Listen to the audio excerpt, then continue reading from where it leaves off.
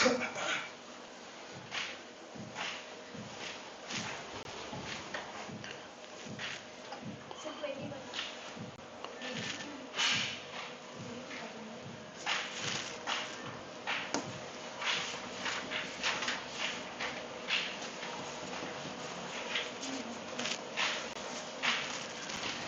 भाई, next question.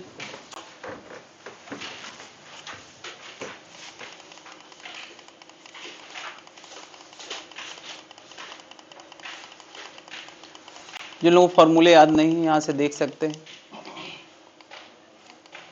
ठीक, question number 21। Missing class वाले कौन कौन है पिछली क्लास? तबीयत सही हो गई? हाँ हाँ, मैंने पिछली क्लास में बोला था ना सारे एब्सेंट लोगों से तबीयत थोड़ा कम खराब भी हो तो भी आने की कोशिश करें। तो ये बात इनको समझ में आ गई, इसका मतलब तब भी बताएं जरा। Question number 21।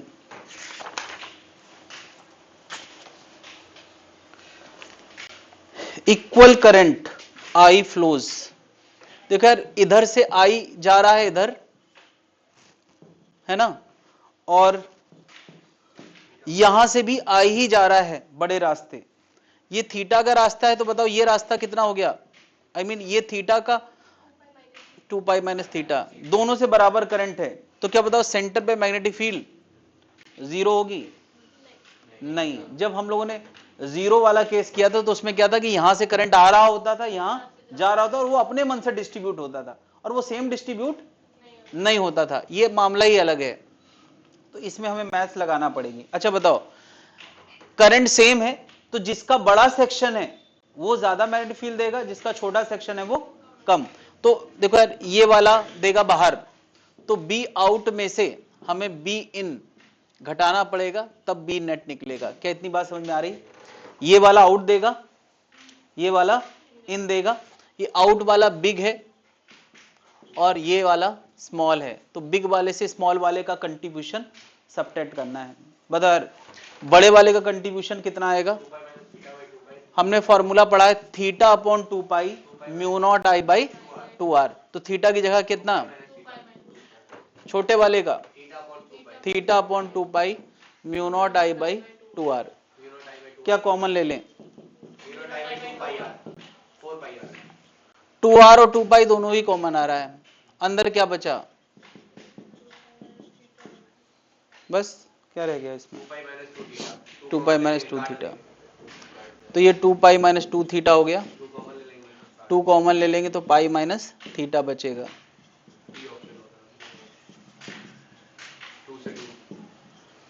कौन सा मैच किया यार? बी मैच कर गया यार। Pi minus theta upon pi mu naught I by 2r।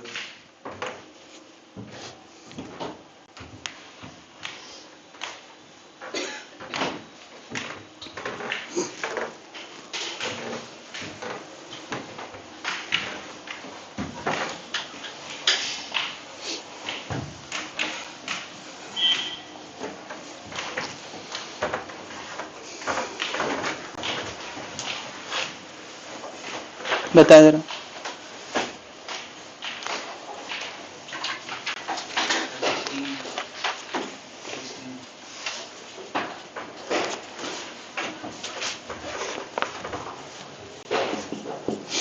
Two similar coil of radius r number of turn n laying concentrically with their plane right angle। ये थोड़ा imagine करना मुश्किल है कि एक कॉइल ऐसे रखी है और दूसरी कॉइल ऐसे रखी है, ताकि उनके सेंटर कॉमन है।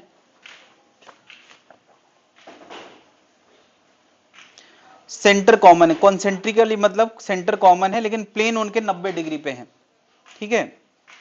और एक में करंट कितना है I, और दूसरे में करंट कितना है I√3, ऐसा कहा गया है। The resultant magnetic induction at center. ये magnetic field, magnetic induction, magnetic flux, ये तरह तरह के नाम यूज होंगे। अगर इन्होंने वेबर पर मीटर स्क्वायर लिख दिया मतलब ये वही टेस्ला की बात कर रहे हैं, बी की बात कर रहे हैं। ये नाम पे बड़ा फैशन गड़बड़ चल रहा है।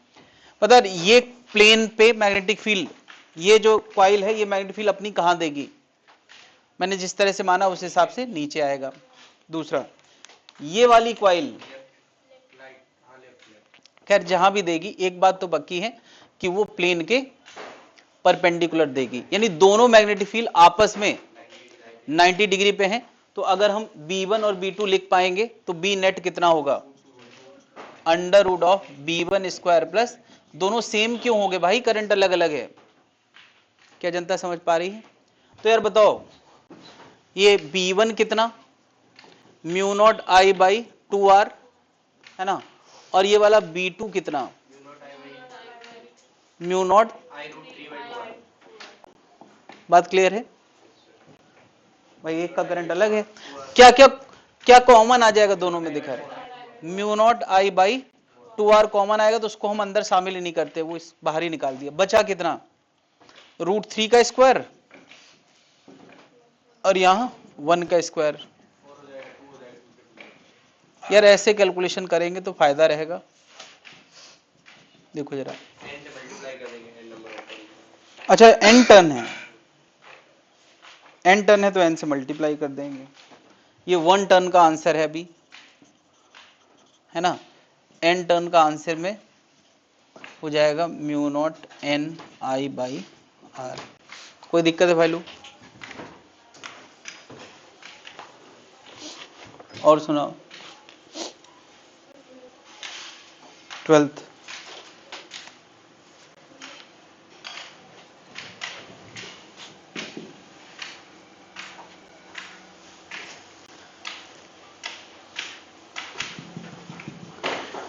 ये पार्ट ऑफ द सर्किल है, बताओ इसका कितना एंगल है, ये है या ये है, तो इसका एंगल कितना है, ये पूरा भाई, पूरे 2 पाई में से π/2 घटाएंगे तो एंगल कितना हो गया, 2 पाई में से π/2 घटाएंगे तो कितना आएगा,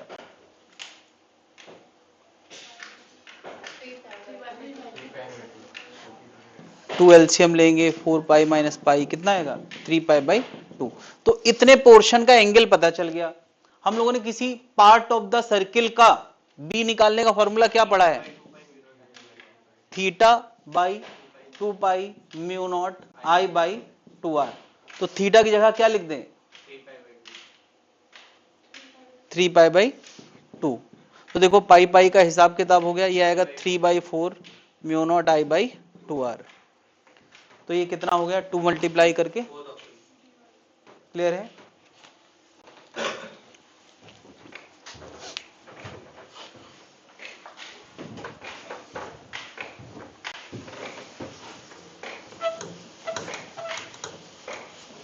और सुनाओ,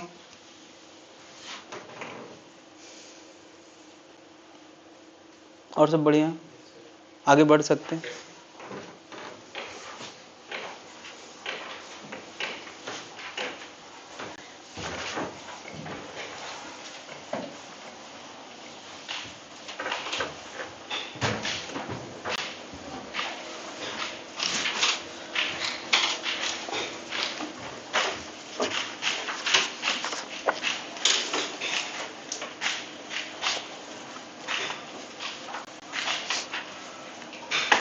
और कोई डाउट नहीं है?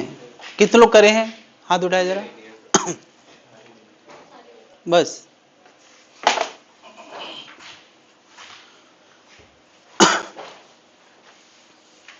तो हम लोगों ने यार पिछली क्लास में पढ़ा था एम्पियर्स सर्क्यूटल लॉ।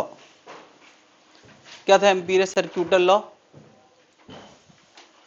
कि अगर हम कुछ वायर को, ये वायर इस प्लेन को चीरते हुए जा रहे हैं, इस प्लेन को चीरते हुए जा रहे हैं, पहली तो ये रिक्वायरमेंट है। प्लेन में हमने एक लाइन लूप बनाया है, लाइन लूप प्लेन में बनाया है जो इन सारे वायर्स को घेर रहा है। ये सारे वायर करंट कैरिंग है, इनको घेरता हुआ मैंने एक सर्क्यूटल बनाया है, लूप बनाया है, घेरा बनाया, कुछ भी कह लो। इस घेरे के लिए अगर मैं कहूं कि यहां पर मैग्नेटिक फील्ड किसकी वजह से होगी, तो मैग्नेटिक फील्ड अंदर बाहर सबकी वजह से होगी, जितने भी हैं सबकी वजह से मैग्नेटिक फील्ड होगी। उन सब का नेट अगर मैं यहां ड्रॉ करते जाऊं तो ये है सबकी वजह से होने वाली मैग्नेटिक फील्ड। ये मैग्नेटिक फील्ड अंदर वालों की वजह से है, सबकी वजह से, सबकी वजह से। अब इस मैग्नेटिक फील्ड का अगर हम लाइन इंटीग्रल निकालें तो तुम कहोगे लाइन इंटीग्रल क्या होता है? तो यार इस लूप के अलोंग बी का पैरेलल कंपोनेंट, यानी यार ये बी किसी भी डायरेक्शन में है, उसका हमें कौन सा कंपोनेंट लाना है? बी पैरेलल लाना है, और उसके साथ वहां की लेंथ को मल्टीप्लाई करना है। तो ये b इंटू डीएल, ये है एक छोटे से पोर्शन का, और अगर पूरे लूप के लिए लाएंगे तो क्या हो जाएगा? Sorry, B D L cos theta. Cos theta क्यों? अगर ये एंगल थीटा है तो b का इस लाइन के लॉन्ग कंपोनेंट क्या बनेगा? b cos theta into DL. पूरे के लिए कैलकुलेशन करेंगे तो आएगा integral B D L cos theta, जिसको हम और क्या लिख सकते हैं? b dot DL. तो इसको बोलते हैं समेशन ऑफ लाइन इंटीग्रल। ये किस चीज पे डिपेंड करता है? ये किस चीज पे डिपेंड करता है? केवल अंदर वाले करंट पे डिपेंड करता है। बी सब पे डिपेंड करता है, लेकिन इसका पूरा समेशन किस पे डिपेंड करता है? किस पे डिपेंड करता है? अंदर वाले करंट पे। और वो अंदर वाला करंट क्या है? I1 plus I2 minus I3। जो प्लेन को चीरता हुआ अंदर जा रहा है मैंने उसको प्लस लिखा है, जो बाहर जा रहा है उसको माइनस लिखा है। और जब मैंने नेट करंट अंदर माना है, यानी अंदर वालों को प्लस लिखा है, तो मैंने क्लॉक वाइज सेंस में सर्क्यूटल लॉ लगाया है। ये लॉ था, ठीक है यार, ये लॉ था। और अब इस लॉ को अप्लाई करके हमें डिफरेंट स्ट्रक्चर का magnetic field intensity formula derive करना है। याद है यार, जैसे गॉस लॉ में हम लोगों ने गॉस लॉ पहले पढ़ा था, उसकी मदद से इलेक्ट्रिक फील्ड के फार्मूले निकाले थे। यहां एम्पियर्स लॉ की मदद से हम मैग्नेटिक फील्ड के फार्मूले निकालेंगे, ठीक है। तो हम लोग यार ऐसे परफेक्ट स्ट्रक्चर चुनने वाले हैं जिनके लिए एम्पियर्स लॉ लगाना आसान है, उनके हम मैग्नेटिक फील्ड फार्मूले निकालें। सबका मैग्नेटिक फील्ड फार्मूला हम इसकी मदद से नहीं ला सकते हैं।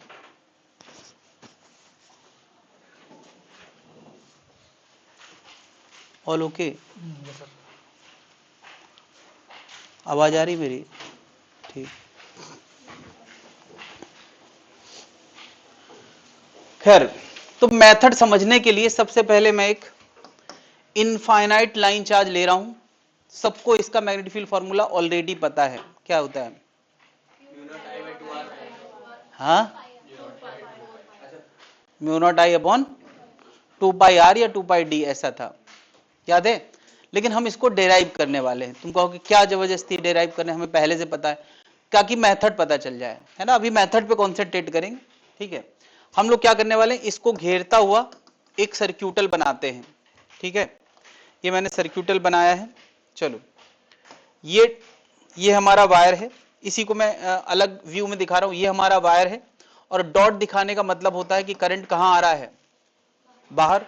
और ये घेरा ये है, ये घेरा ये है। अब मुझे बताओ, अगर मैंने डॉट दिखाया है मतलब करंट बाहर है, तो हमें अपना लाइन इंटीग्रल क्लॉकवाइज करना है या एंटी क्लॉकवाइज? Anti clockwise. यानी इस लेंथ के लॉन्ग हमें सर्क्यूटल लॉ लगाना है। ये हमारा सर्क्यूटल बन गया है। सर्क्यूटल इमेजिनरी चीज होती है, जैसे गॉसियन सरफेस एक इमेजिनरी चीज होती है, वायर ओरिजिनल चीज है और सर्क्यूटल इमेजिनरी चीज है। अब हमें थोड़ा सा अंदाजा है कि एक स्ट्रेट वायर के चारों तरफ मैग्नेटिक फील्ड सराउंड करती हुई होती है कि नहीं। मैंने व्हाइट कलर से वायर को रिप्रेजेंट किया है, और व्हाइट कलर से मैं उसके आसपास मैग्नेटिक फील्ड के इन्फ्लुएंस को दिखा रहा हूं। चलो येलो से दिखा देता हूं। ये क्या है? ये है मैग्नेटिक फील्ड इन्फ्लुएंस, किसका? वायर का। हमें उसकी डायरेक्शन का अंदाजा ऑलरेडी है, मैग्नीट्यूड को फार्मूला डेराइव करने वाले हैं, डायरेक्शन नहीं डेराइव करने वाले। डायरेक्शन का अंदाजा ऑलरेडी हमें है कि एक वायर को सराउंड करती हुई मैग्नेटिक फील्ड होती है, ठीक है। अब हमें इस नीले वाले सर्क्यूटल के लिए, इस सर्क्यूटल के लिए, सर्क्यूटल से मेरा मतलब है एक लाइन लूप, सर्क्यूटल या इसको कह देंगे लाइन लूप। इस लूप के लिए क्या लगाना है? Apply what? Ampere's law. Ampere's law क्या कहता है कि अगर हम ये कैलकुलेशन कर पाए तो वो म्यू नॉट और अंदर के करंट के बराबर होता है, ठीक है। तो यार ये जो फॉर्मूला लिखा है ये मोस्ट जनरल फॉर्म है, हमें मोस्ट जनरल फॉर्म कभी नहीं लगाना पड़ेगा, ये केवल दिखाने के लिए है। हाथी के दांत दिखाने के अलग, तो खाने वाले अभी आएंगे, इसी से डेराइव करेंगे। बताओ बी डॉट डीएल क्या होता है? बी डीएल, मुझे बताओ अगर मैं इस छोटी सी लेंथ की बात करूं, डीएल लेंथ की, तो क्या मैग्नेटिक फील्ड जो हमारी है और जो डीएल है उनके बीच में कितना एंगल है? ये मैग्नेटिक फील्ड है और जो हमारा डीएल है उनके बीच में कितना एंगल है?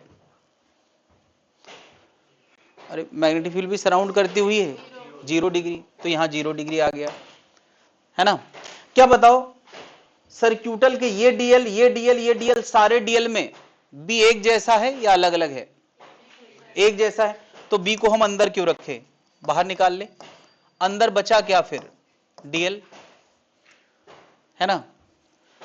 इंटीग्रल ऑफ डीएल का क्या मतलब होता है? सारे छोटे छोटे डीएल का सम, बिना किसी को प्रोडक्ट किए, क्योंकि प्रोडक्ट में कुछ है ही नहीं। कोई जनता मुझे बताए कि सारे डीएल डीएल इस सर्क्यूटल के लॉन्ग सारे डीएल डीएल जोड़ोगे तो क्या आएगा? 2 पाई आर। तो देखा जाए तो हमने दुनिया भर की बातें करी और उससे निकला कुछ क्या? अरे बी एल कॉस 0 निकला। अरे देखो सबसे आसान वाला बी एल कॉस 0, तो एल 2 पाई आर है। तो ये बातें अब हमने एक बार कर ली। अभी किताब वाले हमेशा तमाशा करते हैं, ये बार बार लिखेंगे, पन्ने जो भरना है उनको, जो जितने पन्ने किताब बना दे। तो क्या ये बात तुम्हें एक बार समझ में आ गई है? ये तमाशा हम बार बार नहीं करेंगे, एक बार कर लिया है। मजा आया तमाशे में? अरे वही आ गया, देखो बी एल कॉस 0। बताओ जरा आई इन क्या है? इस घेरे के अंदर कितना करंट है? अरे वही करंट है जो ये वायर लेके जा रहा है। कितना है? आई। तो हो गया mu not I, mu not I. तो बी का आंसर क्या आ गया? Mu not I by 2 pi R. थोड़ा जल्दी आ गया है, ऐसा लग रहा है कुछ हमें करना नहीं पड़ा है। ये फॉर्मूला तो हमें पहले से आता है ना यार। तो कुछ नया कर लेते हैं, यहाँ ग्राफ बना लेते हैं। याद है गॉस लॉ में भी मैंने इलेक्ट्रिक फील्ड के साथ जगह जगह ग्राफ भी बनवाए थे। तो हम यार इस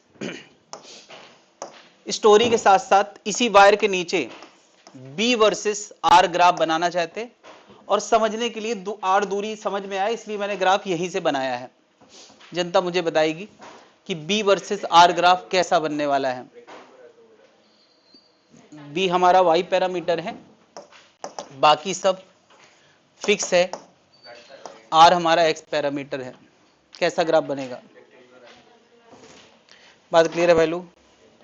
ऐसा ग्राफ बनेगा, यानी आर 0 के लिए इनफाइनाइट को टेंड करेगा और आर इनफाइनाइट के लिए 0 को टेंड करेगा। रेक्टेंगुलर हाइपरबोला ही बोलेंगे एग्जैक्टली। कोई दिक्कत है यार किसी को?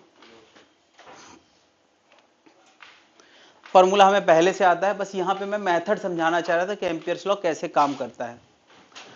अच्छा तुम अब भविष्य में अगर तुम्हें कभी भूलो तो क्या बस इस लाइन पे सीधे नहीं पहुंच सकते? बी एल कॉस 0 बराबर म्यू नॉट आई और लेंथ है 2 पाई आर, तो बी का अगली लाइन में फॉर्मूला इतना ही करना है, बाकी सब केवल पन्ने भरने की जगह है। क्लियर है? कोई दिक्कत है? तो ये मेथड समझने के लिए था।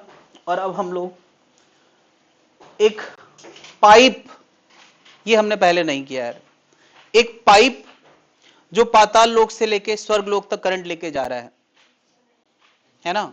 करंट लेके जा रहा है और उसको इंसुलेशन दे दिया है, तो पानी भी नीचे से ही जा रहा है। नीचे से जा रहा है या ऊपर से नीचे? नीचे से मान लेते हैं। जब यहां पानी खाली हो रहा है तो वहां तो पहले ही खाली हो चुका होगा। हाँ भाई, तो ये पाइप है यार, ये पाताल लोक से स्वर्ग लोक पे क्या लेके जा रहा है? बिजली सप्लाई, करंट। पानी की चिंता मत करो, उससे मतलब नहीं। अंदर खाली है भाई, किनारे किनारे से करंट लेके जा रहा है। ठीक है, ये इसी का मैंने टॉप व्यू बनाया है ये। ठीक है, नीचे है, कोई बात नहीं, मैं नीचे एरो बना देता हूं। नीचे मतलब पाइप के इधर इधर से करंट कहां जा रहा है? हाँ, अंदर। ये देखो यार, ये उसी का टॉप व्यू है यार। साथ साथ मैं 2 व्यू बना रहा हूं ताकि तुम्हें समझ में आए। ये पाइप है, ये पाइप का टॉप व्यू है ना? ये करंट ऐसे, ठीक है, कहां जा रहा है? अंदर जा रहा है। पाइप को घेरता हुआ मैंने ये क्या बनाया है? सर्क्यूटल, जिसकी वजह से इस पी पॉइंट पे, जो कि बाहर है जनरल आर दूरी पे, पाइप के अपने रेडियस कैपिटल आर से ज्यादा है। यानी मैं ये कहूं कि जनरल आर कैपिटल आर से ज्यादा है, मतलब मैं कहां की बात कर रहा हूं? बाहर की। और अगर मैं कहता हूं नहीं, m.1 है जिसका आर कैपिटल आर से कम है, तो मैं कहां की बात कर रहा हूं, तो ये बाहर की बात है और ये अंदर की बात है, दोनों बातें हमें करना है। बी निकालना है बाहर के लिए और अंदर के लिए। तो हमें यार दो सर्क्यूटल बनाना पड़ेंगे, एक पी से होता हुआ तो बाहर की बात हो जाएगी और एक एम से होता हुआ तो अंदर की बात। क्या मुझे कुछ बताना है या कुछ करोगे? सर्क्यूटल लॉ लगाना है दो सर्क्यूटल के लिए, एक पी से होता हुआ ये वाला। अच्छा, मैंने अंदर करंट माना है तो क्लॉकवाइज सेंस में सोचना है, हालांकि उससे फर्क क्या पड़ता है।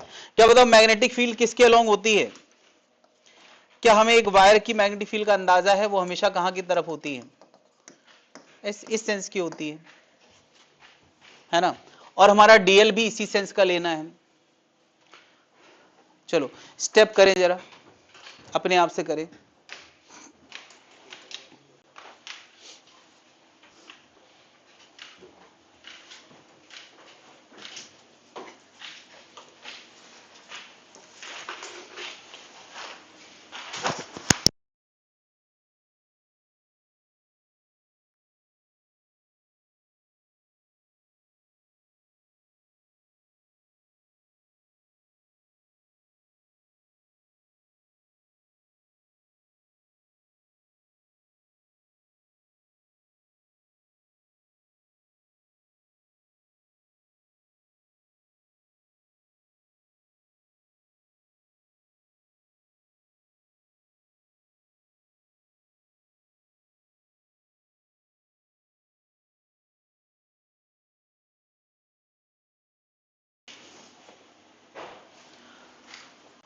हाँ भाई, तो यार इस घेरे के लिए अगर हम एम्पियर्स लॉ लगाएंगे तो कुछ नहीं, बी एल कॉस जीरो ही लगेगा और एल की जगह कितना 2 पाई आर आएगा और सामने आएगा म्यू नॉट आई इन। आई इन क्या है?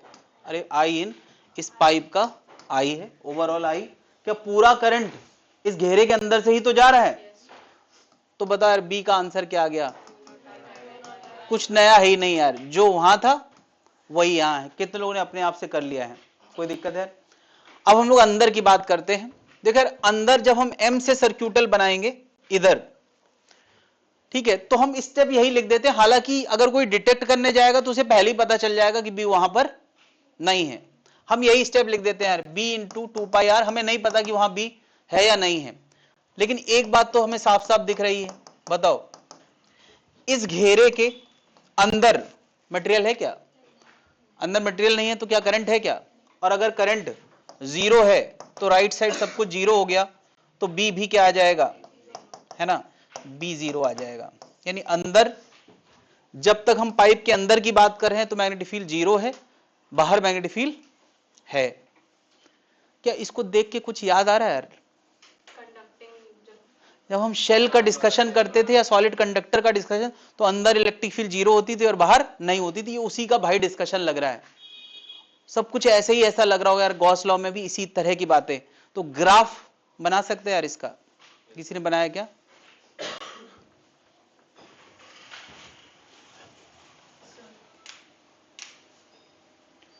कहाँ है ग्राफ?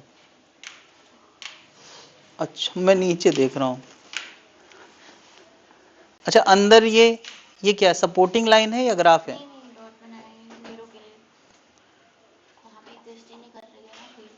तो वो सपोर्टिंग लाइन है, वहां कुछ मत दिखाओ या फिर नीचे दिखाओ। हाँ अच्छा, मैं बार बार नीचे देख रहा हूं तो मैं देखता हूँ ग्राफ कहाँ है। ठीक है ठीक है। हाँ तो हम लोग कैसे ग्राफ बनाएंगे? जीरो के लिए ये है, बनाओ अथवा छोड़ दो, और बाहर के लिए ऐसा। अच्छा यहां ना टच कराना होगा, सरफेस पे टच कराना होगा। वजह कि सरफेस की मैग्नेटिक फील्ड इससे तय होगी, और आर की वैल्यू जब हम कैपिटल आर डालेंगे यहां, तो बी का एक फाइनाइट आंसर आएगा, इनफाइनाइट नहीं आएगा। अगर कोई पूछे बी एट सरफेस क्या होगा, अगर कोई पूछे एट सरफेस क्या होगा, एट सरफेस, तो तुम लिखोगे एट सरफेस बी बराबर आएगा mu not I by 2 pi particular capital R. बात समझ रहे हैं? क्या ये इनफाइनाइट है? नहीं है, तो इसका मतलब ये हाइट की शुरुआत कहीं से होगी। कोई पूछे अच्छा ये हाइट है कितनी, तो ऐसे सपोर्टिंग लाइन बनाओगे और यहां लिख दोगे mu naught I by 2 pi capital R. ये सपोर्टिंग लाइन ऐसे दिखा सकते हो। क्या बात समझ गए हैं? ये कैसा वायर था? हॉलो वायर था, हॉलो वायर। यहां कंडक्टर नॉन कंडक्टर नहीं आया क्योंकि सारे वायर कंडक्टर हैं। यहां ऐसी बात नहीं कर सकते सॉलिड कंडक्टर होता तो, अच्छा बताओ सॉलिड कंडक्टर होता तो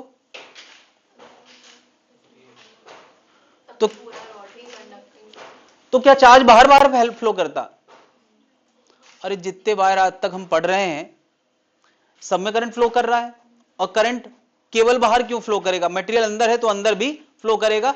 अब तो इस टॉपिक में मटेरियल के अंदर फील्ड भी एग्जिस्ट करती है और मटेरियल के अंदर चार्ज भी मूव करता है, चार्ज मूव करता है। हालांकि ऐसा लोग कहते हैं कि हायर स्टडीज में बताया जाता है कि चार्ज आपस के रिपल्शन की वजह से थोड़ा बाहर जाता है, लेकिन उसकी डेंसिटी अंदर से बाहर डिस्ट्रीब्यूटेड होती है, एक जैसी नहीं होती। बट हमें उससे मतलब नहीं है।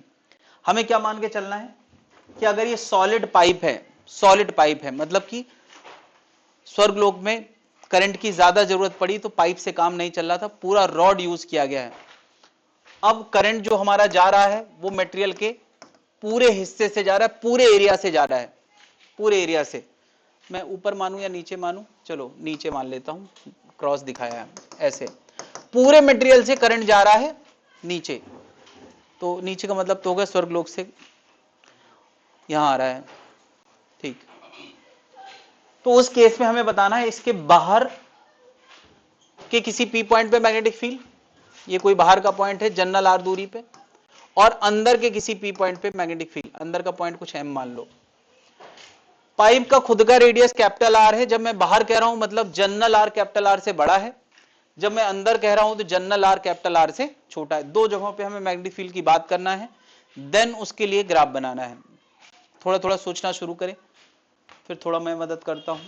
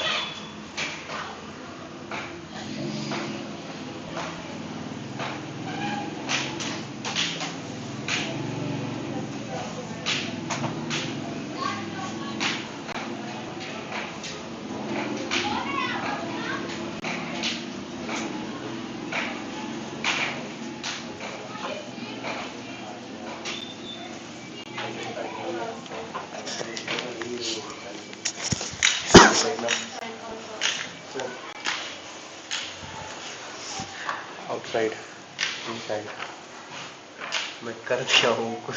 हाँ गलत है, हाँ सही है। आउटसाइड तो तुम्हारा भी सही है, इनसाइड पे सोचे जरा।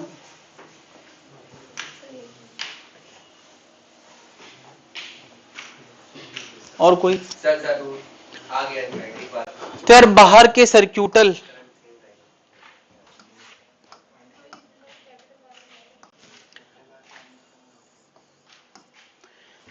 कोई भी डीएल लेंथ अगर हम लेते हैं तो क्या b इंटू डी का इंटीग्रेशन करने के बाद आएगा बी एल कॉस जीरो, और l हो गया 2 पाई जनरल r इज इक्वल टू क्या म्यू नॉट आई। तो b का आंसर आएगा mu not I upon 2 pi r। यार इसमें तो किसी के हाथ नहीं कांपना चाहिए, इसमें कुछ है ही नहीं यार, हर बार यही डिस्कशन, कितने लोगों ने कर लिया है, फिर भी कर लिया है। चलो अंदर की बात मेन है कि अगर ये हमारा एम पॉइंट है, यहां से कोई सर्क्यूटल बनाएगा तो क्या पूरा करंट इसके अंदर है? नहीं है। तो उसको हम कैसे डिस्ट्रीब्यूट करें, कैसे ये पता करें कि इस जनरल आर के अंदर कितना करंट है? जनरल आर के अंदर कितना करंट है वही मैटर करेगा कि नहीं? भाई सर्क्यूटल के अंदर कितना करंट है, आई इनका मतलब वही होता है कि नहीं?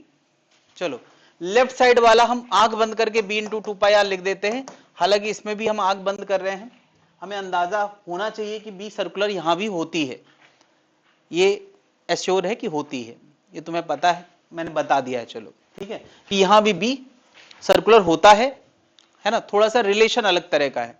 तो लेफ्ट साइड हमने ऐसे ही लिख दिया, हर बार यही लिखते हैं। अंदर की बात करना है यार, कितना करंट अंदर होगा आई इन, यही मेन बात है कि इस आर रेडियस के भीतर वाले एरिया में कितना करंट होगा। एनीवन, कोई बताना चाहेगा? गुड, बताएं कुछ। तो उससे नहीं रिलेट होगा, कंटीन्यूअस मास सिस्टम जैसे तुमने चार्ज डिस्ट्रीब्यूशन वहां पढ़ा था। हाँ हाँ, ऐसे कुछ रिलेट होगा, कैसे? आई को रो बाई वी करके नहीं, आई बाई वी। ओके, मुझे बताओ, अगर तुम इसके अंदर पूरा वॉल्यूम काटोगे तो वो तो इनफाइनाइट वॉल्यूम आएगा। एरिया में डिस्ट्रीब्यूशन सोचा जा सकता है। हाँ, क्या ये जो वायर है जो करंट अपना ले जा रहा है वो वेरिएबल है या कांस्टेंट है? तो उसके बाहर की मैग्नेटिक फील्ड कांस्टेंट होगी या वेरिएबल? अंदर की? ये टाइम के फंक्शन का ख्याल क्यों आ रहा है? ये बताओ, आई कैसे आया, यहां वो प्रश्न ही नहीं है। ये करंट क्यों बहा रहा है, हमें उससे मतलब, स्वर्ग लोक वाले पाताल लोक में क्यों भेज रहे हैं, हमें उससे मतलब नहीं है। बैटरी लगी है कि नहीं लगी उससे मतलब, गिवन करंट के लिए हम सारा डिस्कशन कर रहे हैं। तो अब मुझे बताओ, पूरे में जो करंट है और इसमें जो करंट है वो किस प्रोपोर्शन में होगा? वॉल्यूम के एरिया के प्रोपोर्शन में होगा। वॉल्यूम के प्रोपोर्शन में भी हो सकता था, बट हम वॉल्यूम का कैलकुलेशन कर नहीं पाएंगे। नहीं, अच्छा, वॉल्यूम के प्रोपोर्शन में क्यों हो सकता था? क्रॉस सेक्शन एरिया से करंट फ्लो कर रहा है ना, तो पर यूनिट एरिया का पता हो तो हम पूरे एरिया, जितने एरिया का पूछा निकाल सकते हैं। तो ये एरिया के डिस्ट्रीब्यूशन, नहीं, करंट का जो डिस्ट्रीब्यूशन है वो एरिया के प्रोपोर्शन में होगा। तो कोई मुझे बताए कि आर रेडियस के अंदर जो आई इन होगा वो क्या लिखूं मैं? सिग्मा नहीं, उसको जे ए लिखो। अरे, पर यूनिट एरिया करंट जे होता है क्या? जे बात याद नहीं किसी को?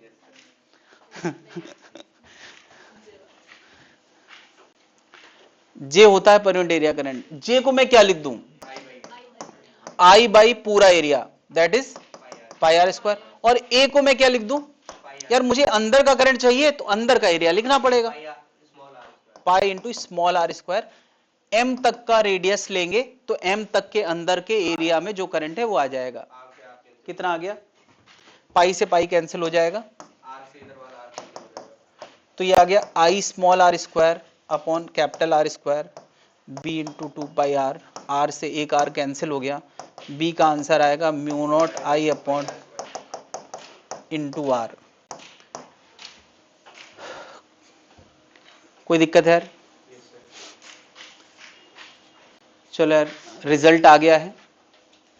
पाइप के अंदर के लिए डिसीजन वहां से लेंगे, पाइप के बाहर का डिसीजन यहां से लेंगे। ग्राफ बना के दिखाना है।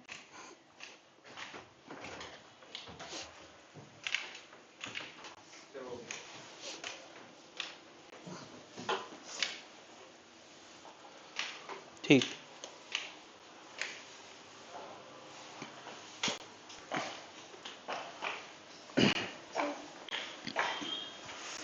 ठीक।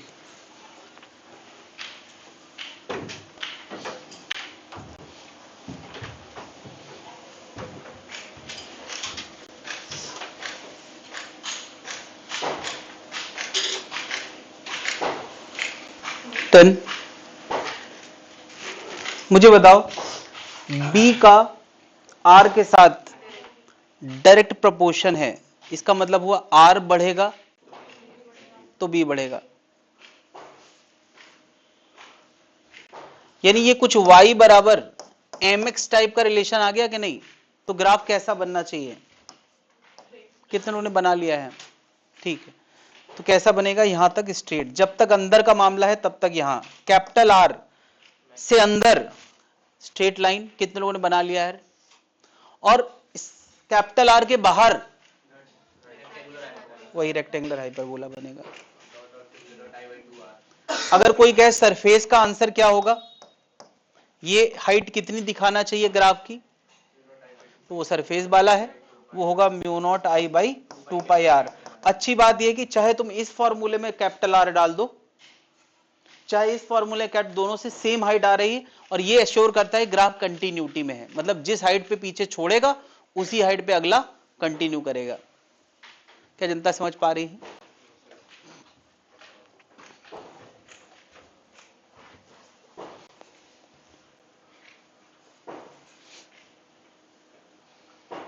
क्लियर है?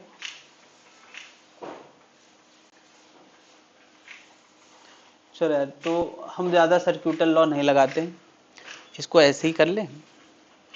इसका बी क्या है? अरे इसके अंदर बी क्या होता है?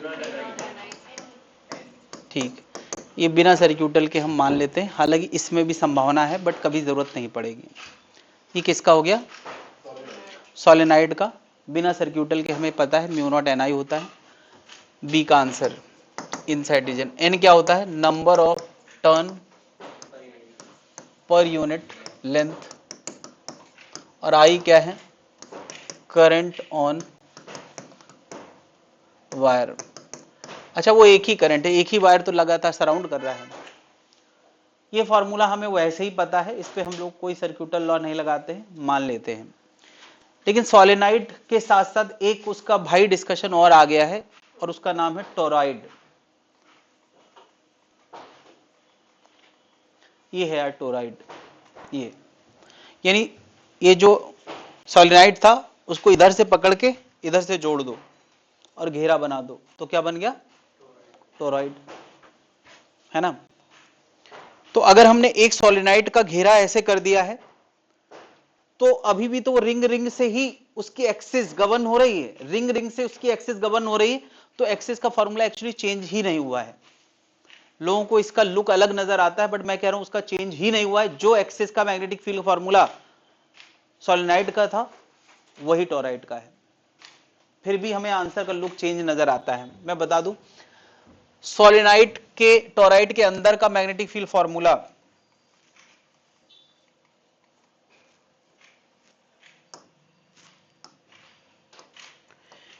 अंदर का मैग्नेटिक फील्ड फॉर्मूला होता है म्यू नॉट एन आई, यही होता है अंदर का। ठीक है? अच्छा, अंदर ये नहीं है, सॉरी, अंदर ये है। ये फॉर्मूला क्या होता है? म्यू नॉट एन आई, बस। देखो यार, टोरॉइड का अपना एक रेडियस है R1 से लगा के R2 तक। सोलेनाइड में ऐसे किसी रेडियस की चर्चा नहीं होती थी, क्योंकि वो स्ट्रेट होता था। उसमें हम केवल किसकी रेडियस की चर्चा करते थे? हम इस घेरे के रेडियस की चर्चा करते थे। नहीं, ये रेडियस R1 R2 कुछ अलग है। ये सोलेनाइड का वायर कहां से शुरू होता है और कहां एंड होता है उसका रेडियस है। तो R1 के अंदर, अच्छा बताओ, सोलेनाइड के इधर और सोलेनाइड के इधर मैग्नेटिक फील्ड क्या होती है? बाहर 0 होती है। तो यहां भी मैग्नेटिक फील्ड क्या है? 0, और यहां भी मैग्नेटिक फील्ड क्या है? 0। That's it. यानी जब मैं कह रहा हूं इसके लिए नया कुछ सोचने की जरूरत नहीं, तो मैं एम्पियर्स लॉ भी नहीं लगा रहा हूं, बस ये कह रहा हूं जो सोलेनाइड का होता था भाई, सोलेनाइड के सारी मैग्नेटिक फील्ड अंदर होती है, बाहर ना के बराबर होती है, इसलिए हम उसको 0 ही लिखते हैं। तो इधर भी 0, इधर भी 0। जब घेरा बना दिया तो अंदर भी 0 और बाहर भी 0, सारी फील्ड कहां है? अंदर है, और फॉर्मूला भी वही लिखा है। लेकिन अब इसमें एक चेंज है। सोलेनाइड में आमतौर पे लॉन्ग सोलेनाइड होता है तो उसमें number of turn per unit length दिया जाता है। इसमें चांस है कि number of turn per unit length के बजाय टोटल नंबर ऑफ टर्न दे दें। अगर मैं कहता हूं इसके total number of turn capital N है, और इसका अपना रेडियस, ये एक एवरेज रेडियस है, आर है, ऐसा कुछ बोल दे, है ना? अपना रेडियस आर है। वैसे तो R1 R2 दो रेडियस है, बट इसका एक एवरेज रेडियस आर है। तो बताओ ये पूरा घेरा कितनी लेंथ का हो गया? है ना? तो कैपिटल एन और स्मॉल एन कैसे रिलेट हो गए? Capital N by 2 pi small N, या small N into 2 pi R क्या हो गया? Capital N. क्या इतनी बात जनता को समझ में आ रही? भाई एन है पर यूनिट लेंथ का टर्न, तो टोटल लेंथ है कितनी? है ना? तो जहां स्मॉल एन आया है वहां हम क्या लिख सकते हैं? N upon 2 pi R. जहां स्मॉल एन आया है उसको हम लिख सकते हैं capital N upon 2 pi r। यहां r किसकी रेडियस है, रेडियस ऑफ या एवरेज रेडियस ऑफ टोरॉइड। तो हमें यार टोरॉइड का ये वाला फॉर्मूला देखने को मिलता है ना, लेकिन मैं सोलेनोइड से कनेक्ट करके बता रहा हूं, तुम्हें ये भी पता होना चाहिए और ये भी पता होना चाहिए, तो फॉर्मूला याद रखना बड़ा आसान हो जाएगा। ये नया फॉर्मूला नहीं है।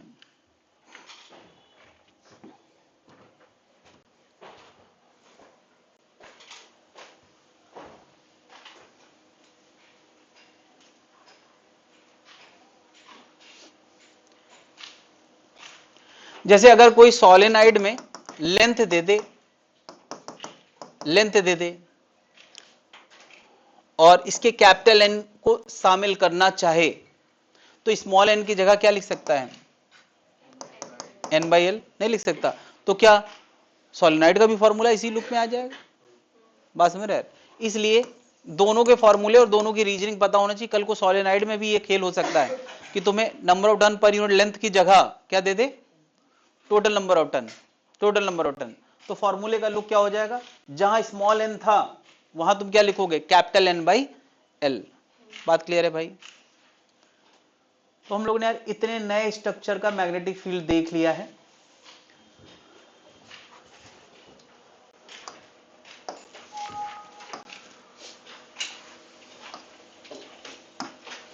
ये नए स्ट्रक्चर्स हैं जिनका हमने मैग्नेटिक फील्ड देख लिया है। ये नया नहीं है, पुराना है।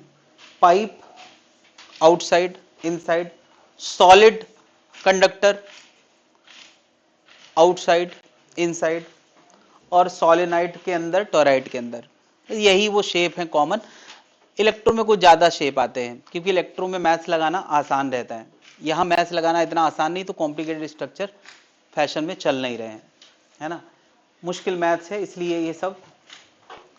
और एम्पियर्स लॉ तो सब में लगाना संभव ही नहीं है, जितना मैंने बता दिया, इसके अलावा तो किसी में एम्पियर्स लॉ ही नहीं लगा पाओगे भाई। एम्पियर्स लॉ उसमें लगा सकते हो जिसमें आसान फॉर्मूला यूज हो रहा है, मुश्किल फॉर्मूला यूज होगा तो उसका एम्पियर्स लॉ भी बेकार हो जाएगा। इसलिए यही बस नए फॉर्मूले हैं। तो ले देखे यार, कुछ पुराने और ये 1 2 नए आ गए बस। और कुछ नया है क्या, सारे याद रहेंगे, ठीक।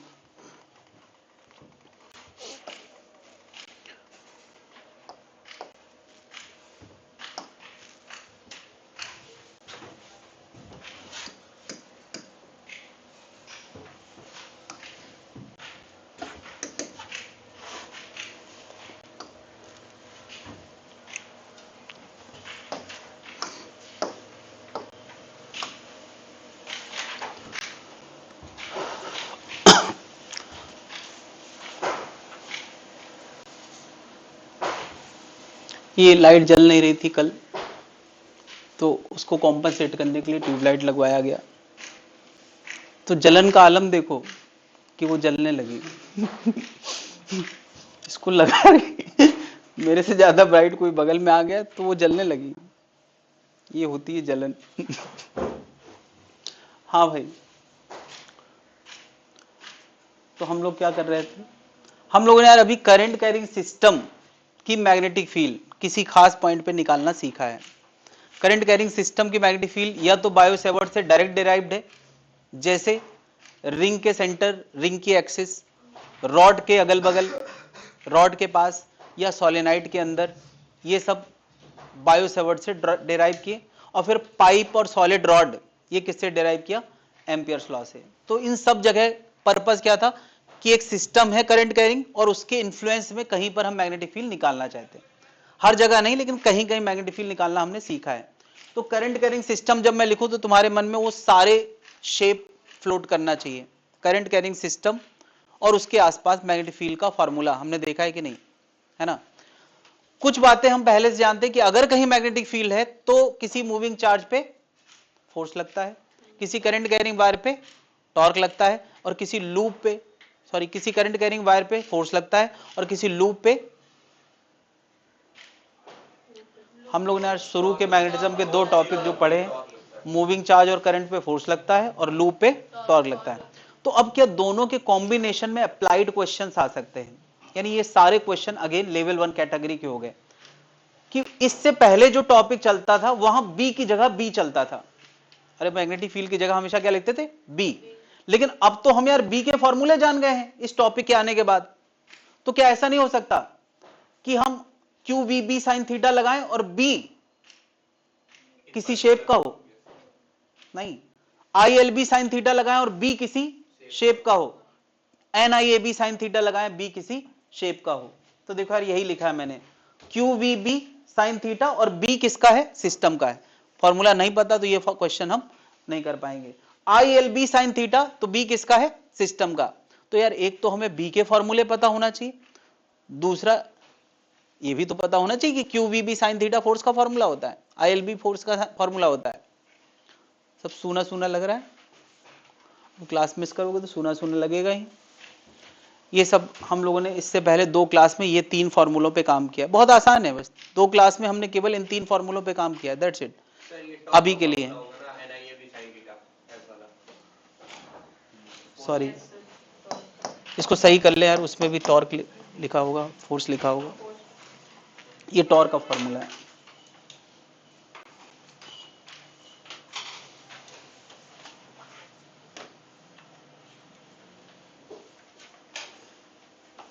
फॉर एग्जाम्पल हम कोई सिस्टम पे ये बातें कर लेते हैं, चलो ये देखो यार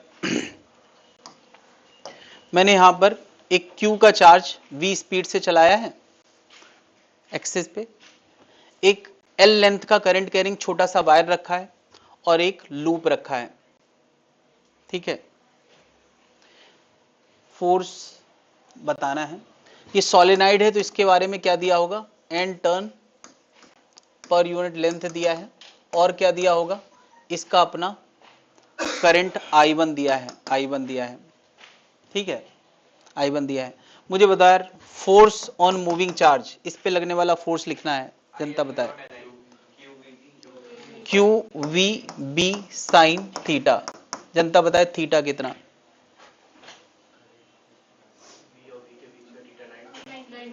मुझे बताओ। एक सोलेनाइड जो मैग्नेटिक फील्ड अपनी देता है वो हमेशा कहां देता है, एक्सिस के अलोंग देता है, और चार्ज कहां चल रहा है, ऊपर, ये भी हमें पता होना चाहिए। तो क्या हो गया 90 डिग्री। बी की जगह कितना, अरे भाई बी का सोर्स कौन है मैग्नेटिक फील्ड का, सोलेनाइड, तो यहां क्या आ जाएगा। तो अब किसको लगता है ये फॉर्मूला हमें रटना चाहिए, देखो जरा ये एंड में लग रहा है, वो तो जगह कम थी इसलिए मैंने सोलेनाइड पूरा नहीं बनाया है ना, वरना सोलेनाइड इसके बाद भी है। भाई अब यहां तक सोलेनाइड बनाते तो अगला क्वेश्चन कहां आता, इसलिए मैंने थोड़ा सा, देखो ऐसा है ना कि लॉन्ग सोलेनाइड पे ही बातें होती हैं, डिफॉल्ट बातें, है ना। अब कोई साफ साफ लिख दे कि एंड और मिड तो ठीक है, वरना एंड की बातें कभी कभार होती हैं। चलो इस वायर पे लगने वाला फोर्स कितना होगा,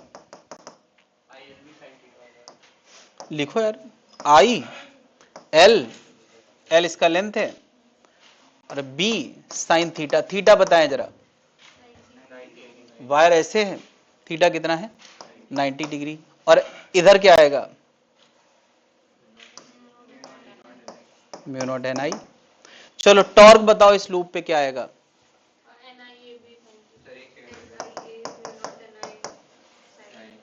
एन आई वन, हाँ ये I1 है सब जगह, नहीं ये वाला I1 है, ये वाला I1 है, ये I2 होगा यार, इसका करंट I2 दिया है, NI2, एरिया, एरिया कितना pi R square B sine theta, तो बी की जगह क्या, थीटा की जगह क्या, थीटा सोचे जरा, कॉइल कैसे रखी है जरा इमेजिन करें, ऐसे रखी है, इसका एरिया वेक्टर कहां होगा, एंगल कितना 90, क्या क्लियर है। चलो जल्दी से लगे हाथ, इसका भी लिख दें,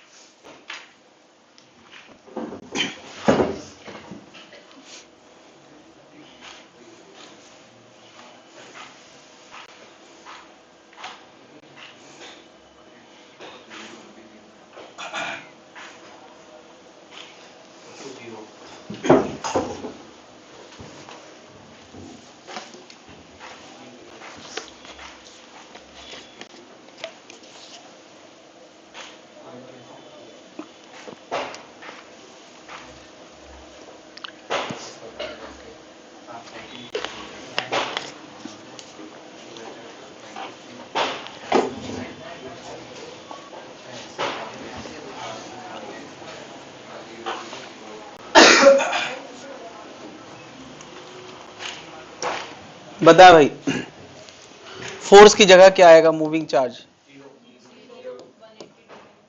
क्यू वी बी साइन।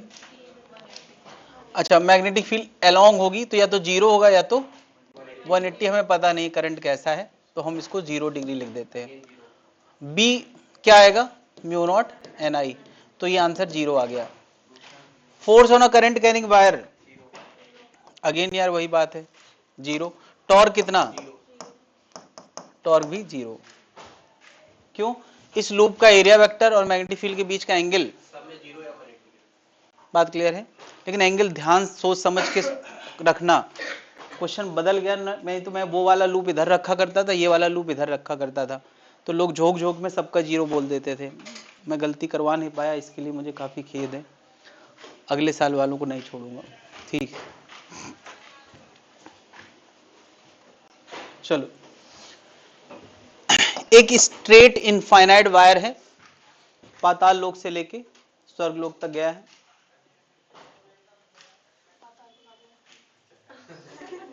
ये इन्वर्टर बंद किया है क्या भाई? इन्वर्टर इसको ऑन ही रखना हमेशा।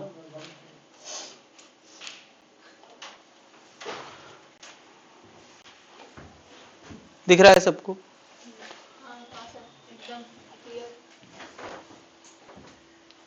यार लाइट भी यार मजाक करती हैं। अच्छा, तुम लोगों का तो कॉपी पे है ना भाई? ये बहुत बढ़िया चीज है, ये काम मैंने बहुत बढ़िया किया है। करो करो। ये क्या रात में जब जाते हो तो इन्वर्टर बंद कर देते हो?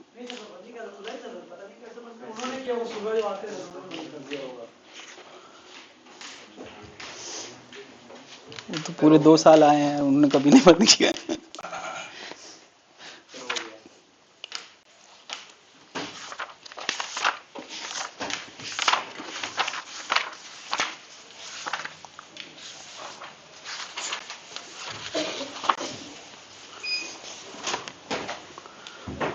इसका मतलब कैमरा भी स्टार्ट हो चुका है।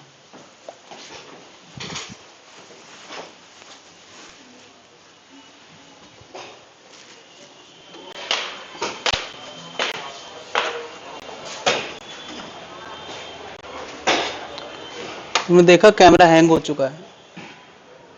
आओ, जब लाइट जाती है तो कैमरा बंद होता है।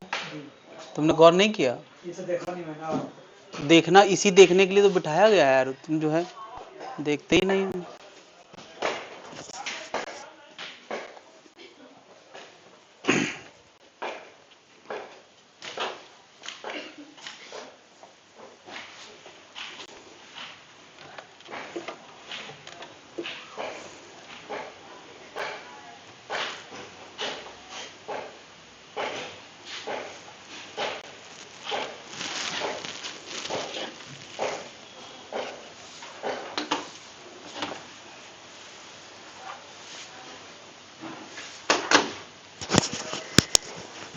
Battery about 40%. पानी बोतल रख दिया पूरी, जब रिकॉर्डिंग में बैठो लगातार।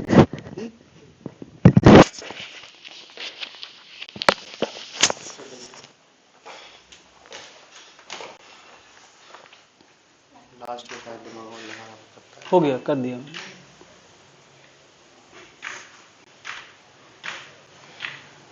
लास्ट वाले में और विचार करें, लास्ट वाले में और विचार करें।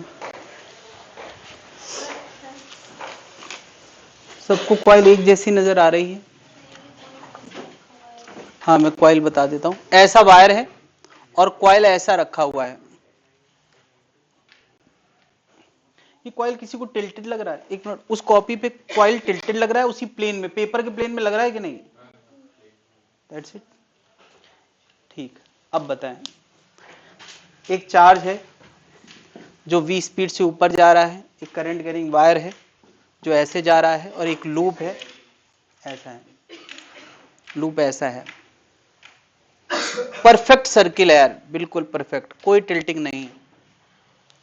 ठीक है, तो इस पे लगने वाला फोर्स कितने लोगों ने लिख लिया भाई? ओके, मैच कराएं जरा। Q V B sign theta, theta बताएं 90।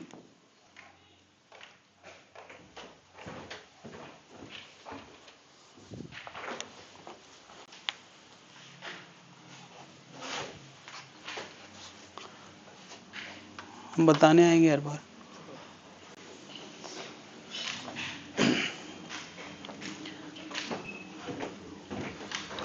इसको रिकॉर्ड करो। हाँ भाई, B की जगह कितना, ये दूरी कितनी दे रखी? Mu not I1 by 2 pi D. कितने लोगों ने कर लिया है? इस पे फोर्स कितना?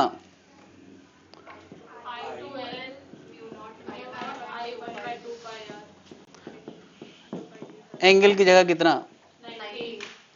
टॉर्क बराबर एन आई, इसमें करंट कितना I2 दिया है? I B N I A B, A कितना?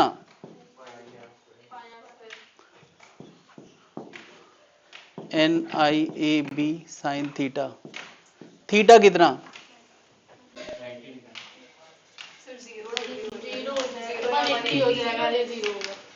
आखिर में कामयाब रहा। बताओ, अच्छा करंट ऐसे है, यहां डसते हैं, मैग्नेटिक फील्ड कहां रही है? अंदर, और इस कॉइल का एरिया वेक्टर भी कहां है? 0 डिग्री। तो जिन लोगों ने 90 लिखा है उन सबका मैं गलत करने में कामयाब हो गया। पहले वो लग रहा था कि थोड़ा सा टिल्टेड जैसे, फिर आपने बताया अच्छा, थोड़ा सा टिल्टेड लग रहा था, थोड़ा सा ना, तो 90 कैसे हो गया? 30 डिग्री। हाँ भाई, बी क्या? ठीक, चलो मैंने यहाँ क्लियर कर दिया है, अभी किसी को टिल्टेड नजर नहीं आ रहा है। ये आंसर 0 हो गया, टॉर्क 0 होगा। तो कॉइल पे थोड़ा ज्यादा चौकन्ना रहना पड़ता है, क्योंकि कॉइल के प्लेन का और एरिया वेक्टर का, हमें एरिया वेक्टर पे ध्यान देना पड़ता है।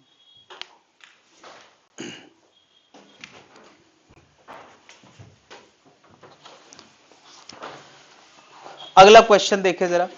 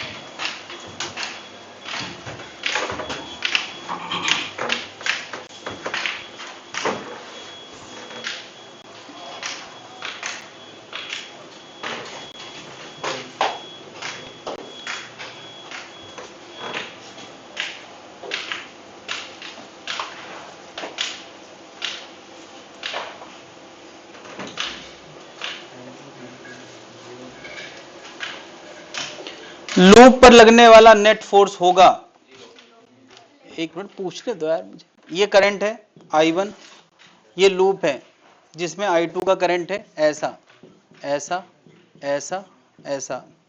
तो 0 वाले हाथ उठाएं, 1 2 3 4 5 6। लेफ्ट वाले हाथ उठाएं, लेफ्ट, मैं ये पूछ रहा हूं, लेफ्ट वाले हाथ उठाएं, मतलब लेफ्ट हाथ। ओके, राइट वाले हाथ उठाएं। राइट किसी का नहीं है। ओके, मैंने यहाँ पे शायद डायरेक्शन के बारे में बात नहीं की, चलो यहाँ कर लेते हैं, नहीं तो फिर तुम कहोगे कोई क्लू ही नहीं है। बताओ इस टुकड़े पे फोर्स कहाँ लग रहा है? देखो मैग्नेटिक फील्ड अंदर है, करंट, मैग्नेटिक फील्ड, तमाचा, फोर्स लेफ्ट लग रहा है। इस मूविंग चार्ज पे फोर्स कहां लग रहा है? अरे देखो कहां लग रहा है? लेफ्ट। That's it. सबको दिख रहा है कि नहीं? इस पे भी यही बात करते हैं। क्या मैग्नेटिक फील्ड सब जगह ऐसे ऐसे ऐसे होगी कि नहीं? बताओ। इस पर कहां? लेफ्ट। इस पर कहां? इस पर कहां? इस पर कहां? तो चारों कैंसिल होके क्या हो गया? बताओ, इस दूरी पे मैग्नेटिक फील्ड और इस दूरी पे मैग्नेटिक फील्ड डिफरेंस। हाँ, इनका इनका सेम मान सकते हैं। क्यों? ये भी जैसी दूरियों पे है, ये भी वैसी दूरियों पे है, लेकिन इनका इनका सेम नहीं मान सकते। यानी अगर इस पर जो फोर्स लगेगा F1 और इस पर जो लगेगा F2, उसमें F1 ज्यादा होगा क्योंकि मैग्नेटिक फील्ड का इन्फ्लुएंस ज्यादा है। तो नेट फोर्स कहां आएगा? Left. Left is the correct answer. बात समझ में आ गई? क्लियर है? सावधानी हटी। ये फिजिक्स है भाई, इसमें एकदम चौकन्ना रहना पड़ता है। लेफ्ट राइट ऊपर नीचे सब कैंसिल, सब कैंसिल नहीं है। क्या इतनी बात समझ में आ गई? अब अगला क्वेश्चन में वो फोर्स कितना होगा, ये जो नेट फोर्स है, अगला क्वेश्चन ये पूछा है। किसी ने अगर गौर किया हो, मैंने अगला थोड़ा दूर बनाया है ताकि लोगों को ये पता रहे कि जीरो आना होता तो कोई ये क्वेश्चन क्यों पूछता। Magnitude of force on the loop, force कितना होगा? अच्छा, मैंने F3 F4 की बात नहीं करी, पता है क्यों? क्योंकि यार जो हालात इस वायर के हैं वही हालात इस वायर के हैं, तो कैंसिल हो जाएगा। हालांकि इनका निकालना आसान काम नहीं है, वो वेरिएबल वाला मामला है।